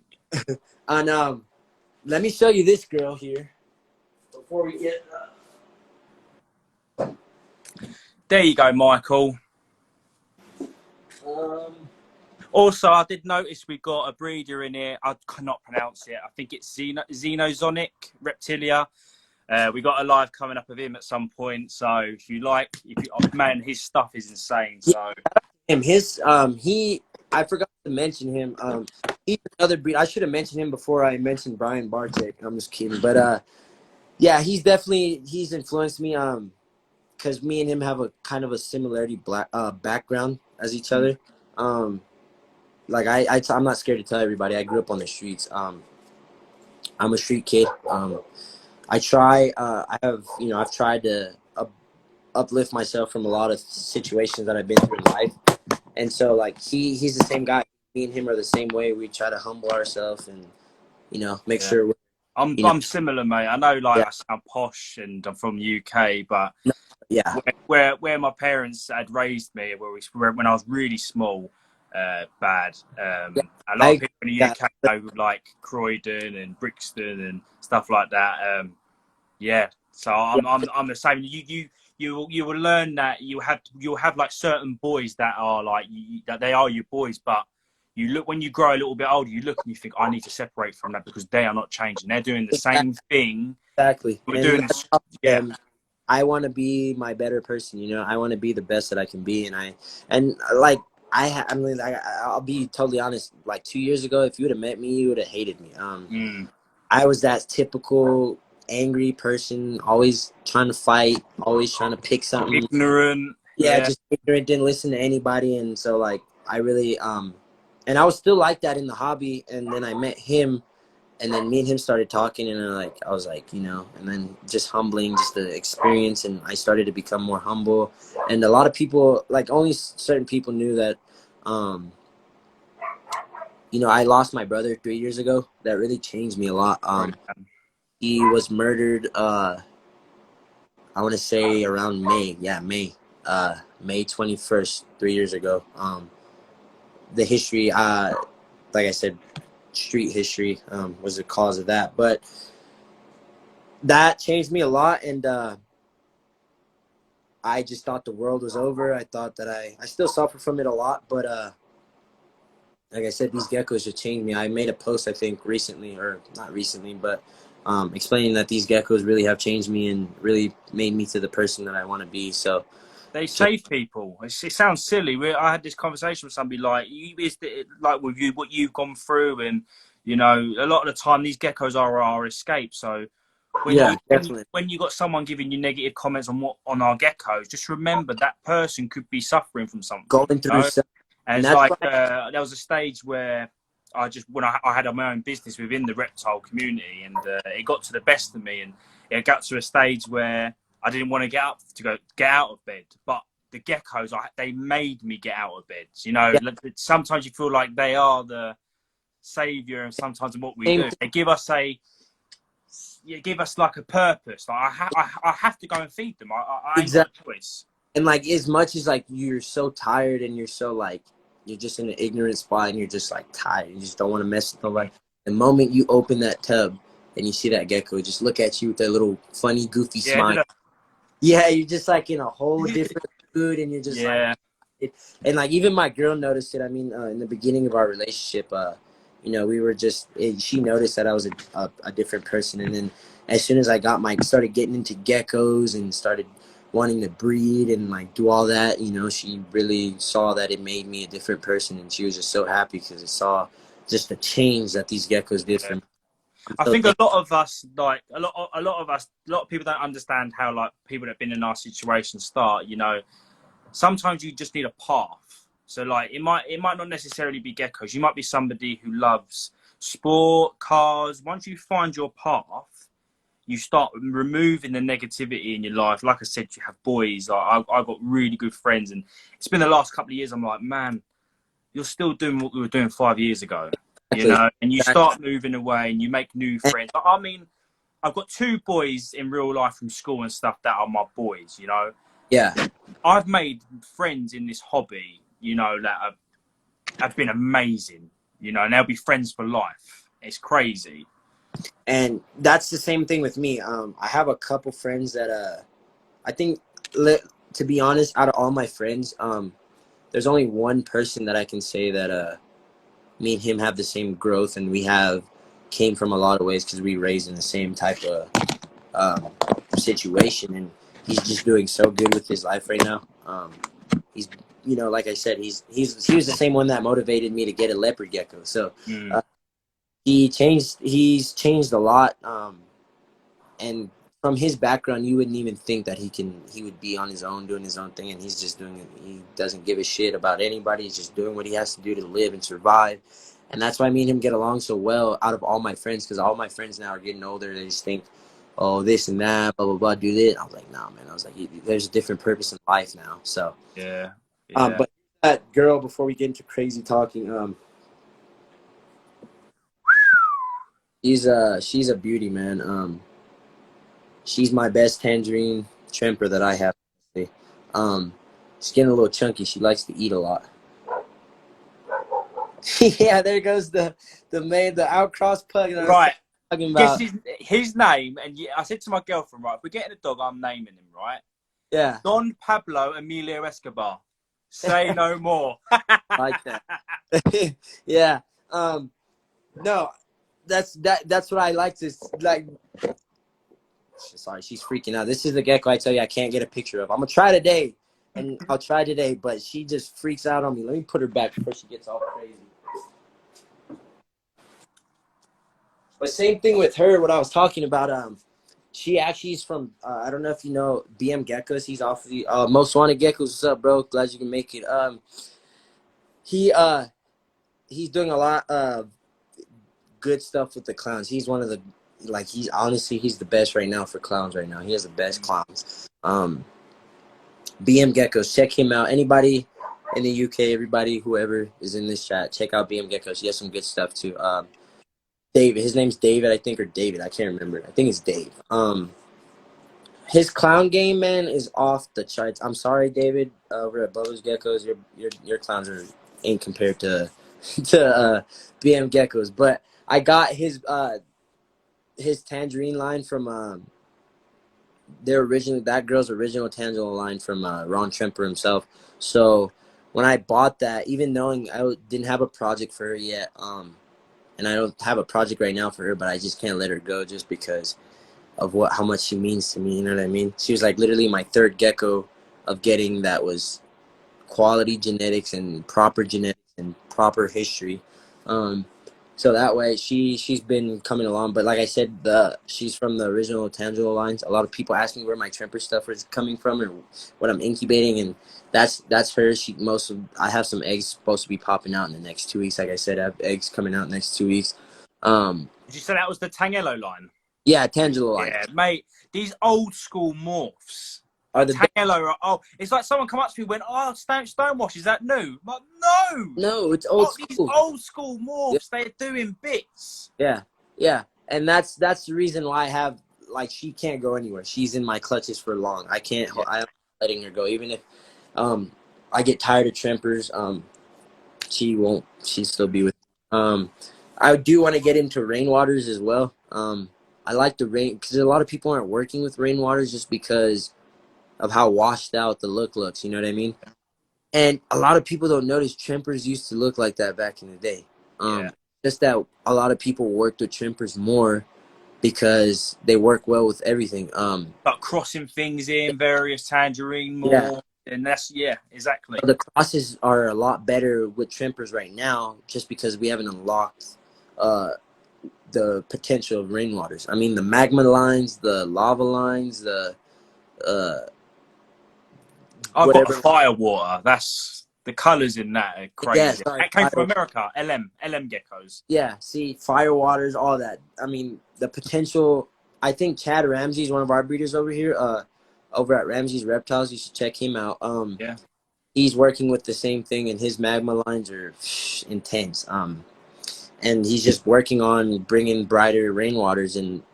So I definitely want to start working with rainwaters just because a lot of people don't work with them, and a lot of people, like they say, they're washed out, but a lot of people just don't know the potential in a washed out gecko. You can have a washed out gecko and have the best tangerines down the line. You just 100%.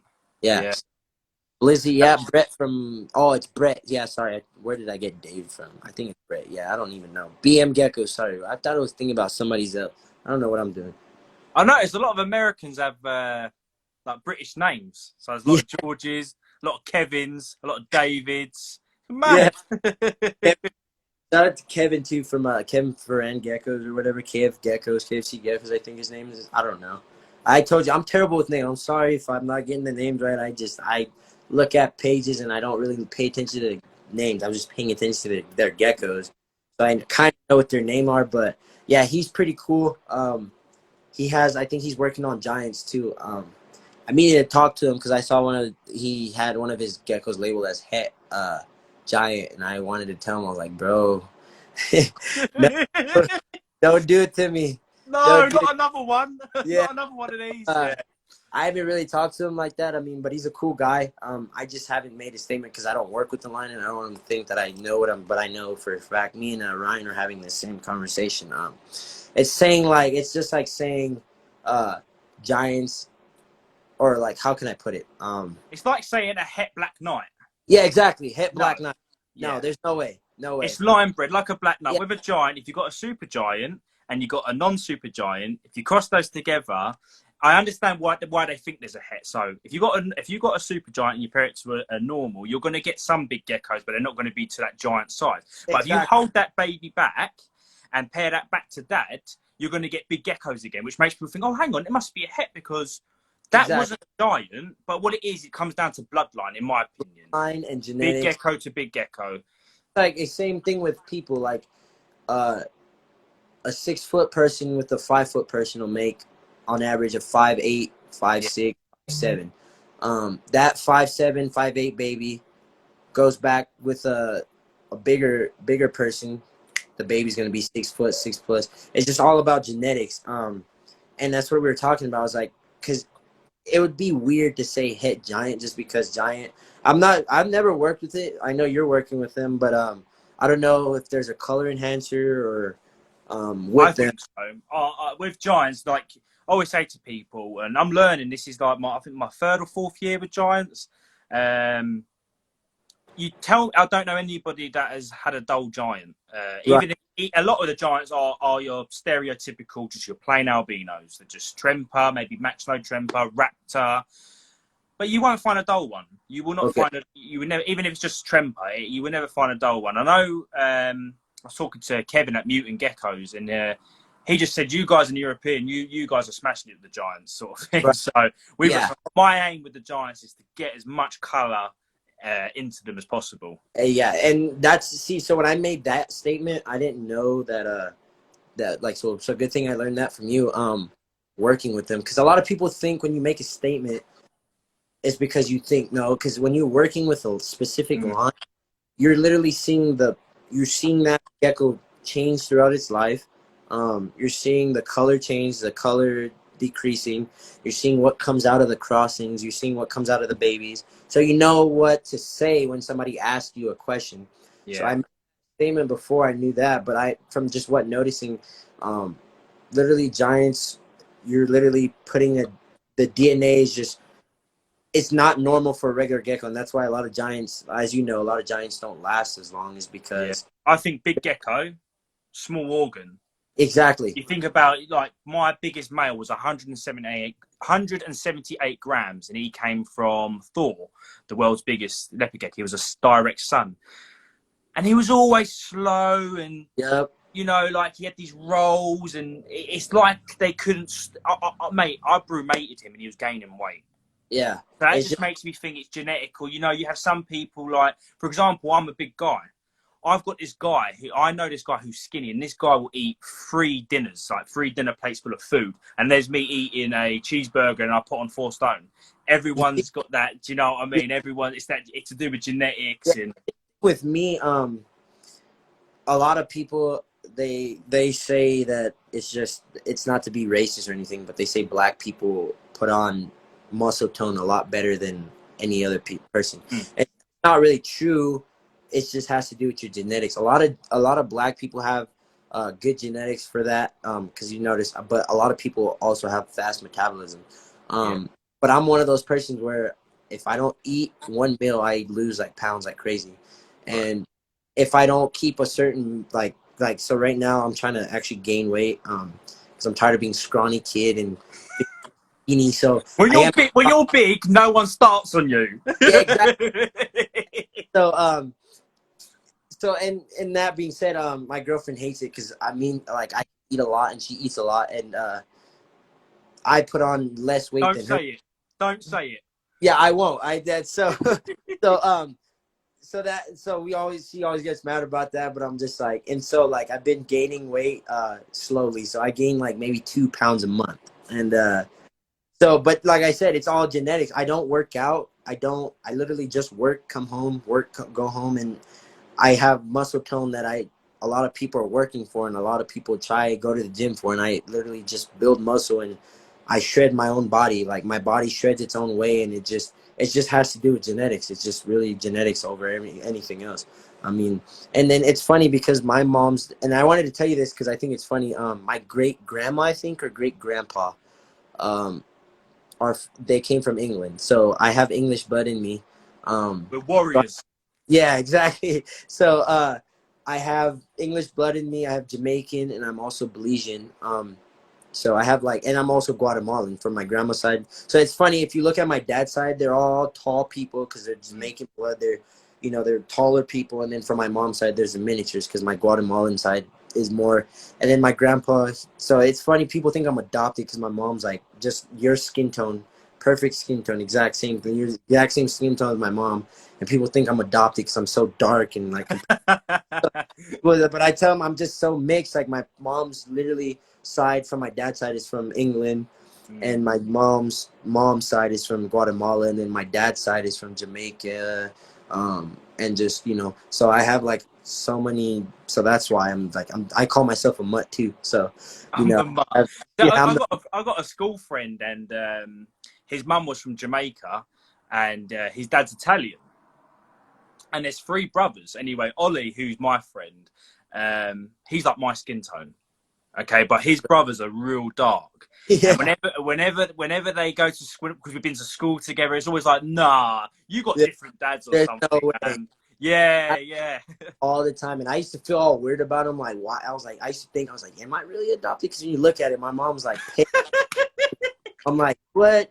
And so, but the older that she's getting now, she's getting a lot more tanner to herself. Like, she's getting a lot more brownish skin color just because she's, you know, been out in the sun for so many years, and so a lot of her color is starting to get darker. But yeah, I used to think it's funny, and like, so there's three of us. My brother that passed away, he was the same color as me. And then my other brother, the middle child, you could tell he's from my mom because he's white, just like my mom. So a lot of Yeah. people believe that that's her son. But when she had my older brother and me, they're like, "Are you sure? Like, what's going on there?" So, but yeah, uh, tortillas. Yeah, I eat tortillas, man. Like I said, I'm part Guatemalan, so I get a lot of tortillas fed to me. But nothing helps. I promise you, I still won't gain weight. Um, Just don't make, genetics. It works yeah, like geckos. No, same with a human. One human can't have a baby with another. There's no explanation. Just genetically not compatible. Happens with leopard geckos. yeah. That's how we have. It's sad to say. That's why we have a lot of you know, special ed kid. Is just the genetics when they bond, like the DNA that bonds, it just doesn't cope with each other, and we have no way of knowing, we have no way of understanding why that happens. But you know, that's also one thing in life that I want to achieve is start, like, you know, having a where I can start anything that I make in my lifetime is just donating to kids like that. Just because I don't talk about it, but my brother that passed away, his son, my nephew, Mm. he's special ed as well, but I just don't talk about it just because um, I'm sensitive about it. But you know, but he is a case that I want to start helping kids like that. It's crazy when you start seeing that happen to your own family. It's like you want to like share awareness, like, hey, Yeah. this is actually a big thing out there. And he's not bad. He's not really like a special Until ed. it happens to you, you don't understand. Yeah, I don't understand what people go through. Now that I have my nephew that's like that, I know what it's like, and I know the feeling. And but he's Yeah. not the worst. I mean, he's definitely, he just has speech impediments. He can't really talk, and like he can't, like, he's already like at 6 years old, and he just can't talk really good. He doesn't have good speech, and so I understand it. So, but Yeah. what did you said? Where do you recommend researching morphs? Researching morphs, I would say ask Gecko around. boa. Yeah, gecko boa as well. I usually try to say ask around because I like people to ask me questions just because it helps me learn more of, like, know what people want to know, so that Mm. way I can be more prepared. But gecko boa is a good website. He has a on his website he has a good where he has a genetic page, and he explains all the lemon frost genes. Stay away from that. Do not breed lemon frost. Don't. He explains all the tangerine lines that's out there that he knows of from back in the day. So it's just good because he's been a breeder from back in the day. So you get the exact where everything came from, because I don't want to say it, but he's an old man. So, but definitely Gecko Boa has all that. Gecko, I can't remember who else had it on their website. There's a couple websites that shares information like that. Gecko Wiki, I think we have out here. Um, they're not updated. I wouldn't go with that 100%, but they do have some the old morphs, obviously the trimpers when they were just coming out, and a lot of the albinos that were coming out. The chocolate. I don't know why people call them chocolate. I don't like it. I hate it. Cha-ching, cha-ching. Yeah. So, but yeah, and then so a lot of that stuff from and I think the Urban Geckos has like listing. He does it on the morphs that he sells though. He doesn't really have like a variety. Yeah. He does it on the morphs that he works with and explains them. So What those you are said spot on. Like, look around. Like, you could ask Dave, oh, how does your tangerine trempers work? Ask around. It's like I've only recently discovered that apparently in America with the red diamonds, there's been some issues popping up, and I'm like, oh well, I didn't know this. And at first I was a little bit like, I wish I didn't cross the red diamond. I really wish I imported the male. And now I'm like, do you know what? I think I've strengthened up that bloodline if there is an issue. yeah. I've definitely seen some awareness with the red diamond as well. I think it's the same neurological disorders that they're having, like white and yellow and stuff. Yeah. And I'm noticing white and yellow is an issue because I got a white and yellow trimper girl. I got her when she was like, I want to say 15 grams, um, or a little bit less. just because I picked her up locally, not locally. I picked her up from the breeder, because I was born and raised in Los Angeles, and I always go visit time to time with my mom and stuff, and chat with my mom. So I'm always down there visiting, and I picked up some stuff down there when I was down there.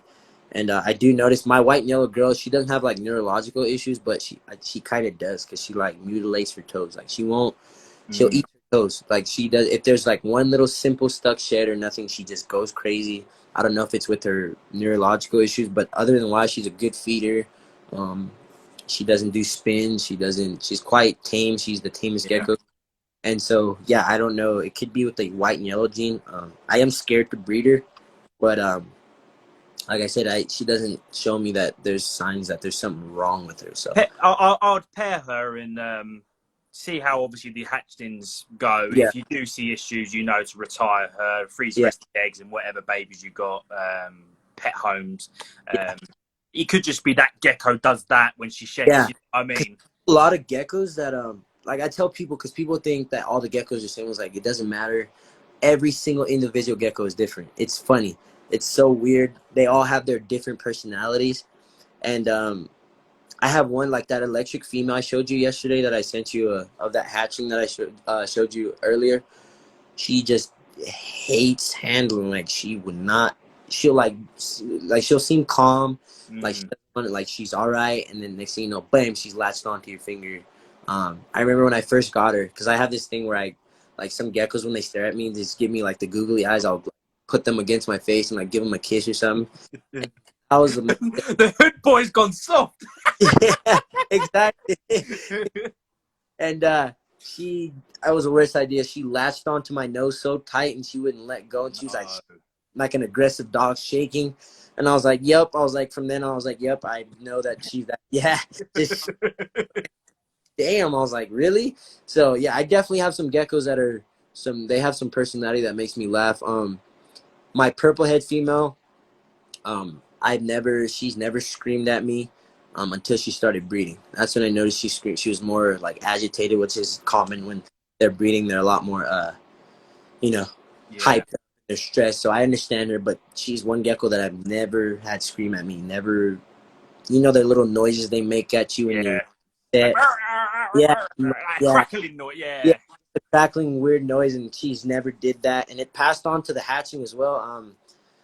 Same thing with the hatching. I mean, from the popped out the egg and I took it out the incubator, because I usually like to when I hatch geckos, a lot of people will take them out the deli cup, scoop them out. I usually like to handle them when they first just because that first thing they've seen is yeah that first contact really helps them down the line with getting used to people, and that's what I'm trying to do as well. Because if you sell a gecko that's rambunctious, and like a lot of people we sell as well are not 100% breeders, so they'll keep them as pets. And they want geckos that they can handle, and they want geckos that are not moody. So my thing is with Diablo Blancos, don't expect to have a nice gecko, because they're not I have this same female that Wally bought for me, a Snow Diablo Blanc. She's the same way. She is just hyped 24/7, and she'll give me this weird look, like when I'm cleaning her tubs, and like she looks so like violated when I take her hides out, because she loves to shit in her hide, so I have to take her hide out every day and wash it out. It's messing with you. Yeah, and like she gives me this weird look in my face, like she'll stare at me and she's just like crouched down and looks at me like so, like she's like, oh yeah, touch me, go ahead, touch me, I want you to touch me. And I'm like, it's fun though, just to learn about 100%. Well, while we're on that topic, I just want to make people aware, when you come across breeders that breed in such a big quantity, so if you buy a gecko maybe from Gecko Bow, I haven't personally bought a gecko from Gecko Bow, I'm just putting this as example, like the tug, people like that, they can't handle all these geckos every day. Like, for example, Junior's got he's small and selective. He's probably gives them so much contact that when you do buy a gecko off a bigger breeder, they're like this when you get them. Yeah, they're all over the place. Yeah. I have noticed that. But I haven't John's geckos. I haven't had problem with them because I know he's a mass breeder. On his live, he said that he tries to produce about 1,000 geckos each season. He's not like producing to say that, oh, I just want to produce. He has different projects, but like I said, he's doing it full time, so that way and his reputation's up there. So every time he drops geckos, he sells. Yeah, He yeah. just dropped like 2 weeks ago, and he sold out. I mean, I remember when he first dropped, when I got my clown mail. I mean, he sold out. He dropped like 30 geckos on his site, tangerines, and he sold out within minutes. I was like, damn, like, Mm. and but like his geckos, I haven't had problems with. The male, the tangerine, I mean the clown male, he is kind of feisty, but he doesn't scream at you. He just doesn't like he freaks out, like you said. They just go crazy. Yeah. But I've been working on with him. Like I try, like I say, I try to work on all my geckos and handle them and make sure they're so that way that temperament passes down onto the hatchings. Yeah, So and it's 100%. true, like 100%, like the temperament that you snakes or whatever snakes. I've seen it with snakes. I've seen dogs. It's temperament passes down. It's crazy I how it had does. I had it with when I first got into breeding. It was actually chameleons, Yemen chameleons, and they're notorious to be aggressive and Right. quite go away. And I mean, the dad was he never bit and he did puff out, but he was the only veiled chameleon I knew that would tolerate being handled. A lot of the time, people are like, if you can handle a male veiled chameleon, you're lucky. And his babies, even the male babies he produced, were and the mum. Don't get me wrong, the mum was she Down. did not care. Right. And I feel like that. I know what you mean. I feel like that passed down. It Same with does. dogs. It comes with personalities. Like I'm just like my dad. Do you know what I mean? Right. You might be like your mum or like your dad. Do you know? Oh, It does pass down. my mom hates it because I'm just like her. It's like crazy. Like I am identical to her ways, and she just hates it. So we always butt heads, of course, because we're the exact same. But Yeah, you clash. yeah, so yeah, but it's the same thing with dogs. I mean, because I used to breed pit bulls in Belize just because you have the freedom to do it. Like out here, we always need you need your papers, you need vet bills, you need vet qualification, you need you have to have every animal chipped, you have to have so there's always qualifications out here. It's the reason I haven't done it yet, but I've always been in, like I said, I've always been in, sorry, my phone's telling me it's about to die. I've always been into breeding animals. Pit bulls is my favorite. I love pit bulls, just the look. They come in different sizes. Now They're banned here in the UK. yeah, They're I know. stunning. It's like a Bad lot owners. out here starting to get like that where they're banning for you to have them. I'm like, well, I'm sorry, my dog is more than to me than what you're saying, and yeah, and like I show people, I'm like, dude, because people get that rep and they're like, oh yeah, I believe that pit bulls. If I show you my pit bull, she's the sweetest dog you've ever met. Even because I have a border collie mix. She's mixed with a red heeler, I think. And she is the most. She's way like worse. She barks at everybody. She doesn't like people. She doesn't like human contact. She doesn't like even me when I come in the house sometimes too fast. She growls at me. So it's like, but like they just goes to the fact how it depends on the dog and how they're raised. That dog, my other dog, she wasn't raised like that. She's just I don't know. It's just the way she is. I mean, she's never bitten anybody, but I don't trust her for sure. But like I said, my pit bull, everybody who comes over, she's jumping on everybody. She's licking. She's never growled, bark. Even if you come and if you're new and you try to touch her, she screams her lungs out. She thinks she's dying. She thinks you're trying to kill her. She's so coward, and it's just like even when like if we're sitting here, me and my girl, we're having a conversation watching TV, we get up too fast, oh my god, she takes off with like 100 miles an hour and she thinks you're coming at her, and it's so funny. It's crazy. That's good, man. I've seen some TikToks and people are like, "Oh, so you wanna get rid of this breed?" And it's like the most soppiest dog you've ever seen. I just think with pit bulls, they just have. If there's a bad owner, they have the tools to do damage. That's the thing with pit bulls. Exactly. It's bad owners. If I'm honest with you, you'll get more aggressive dogs are probably like your Jack Russells and Yeah. maybe things like that. Little yappy dogs, they're more aggressive. Chihuahuas. Oh, Those little things, I swear, I don't know what it is, but my god, evil. they're like Hulk or something. My cousins have them. My girl's parents has one, and she's more or less the calmer Chihuahua I've ever met. But my cousin Chihuahua, man, you can't.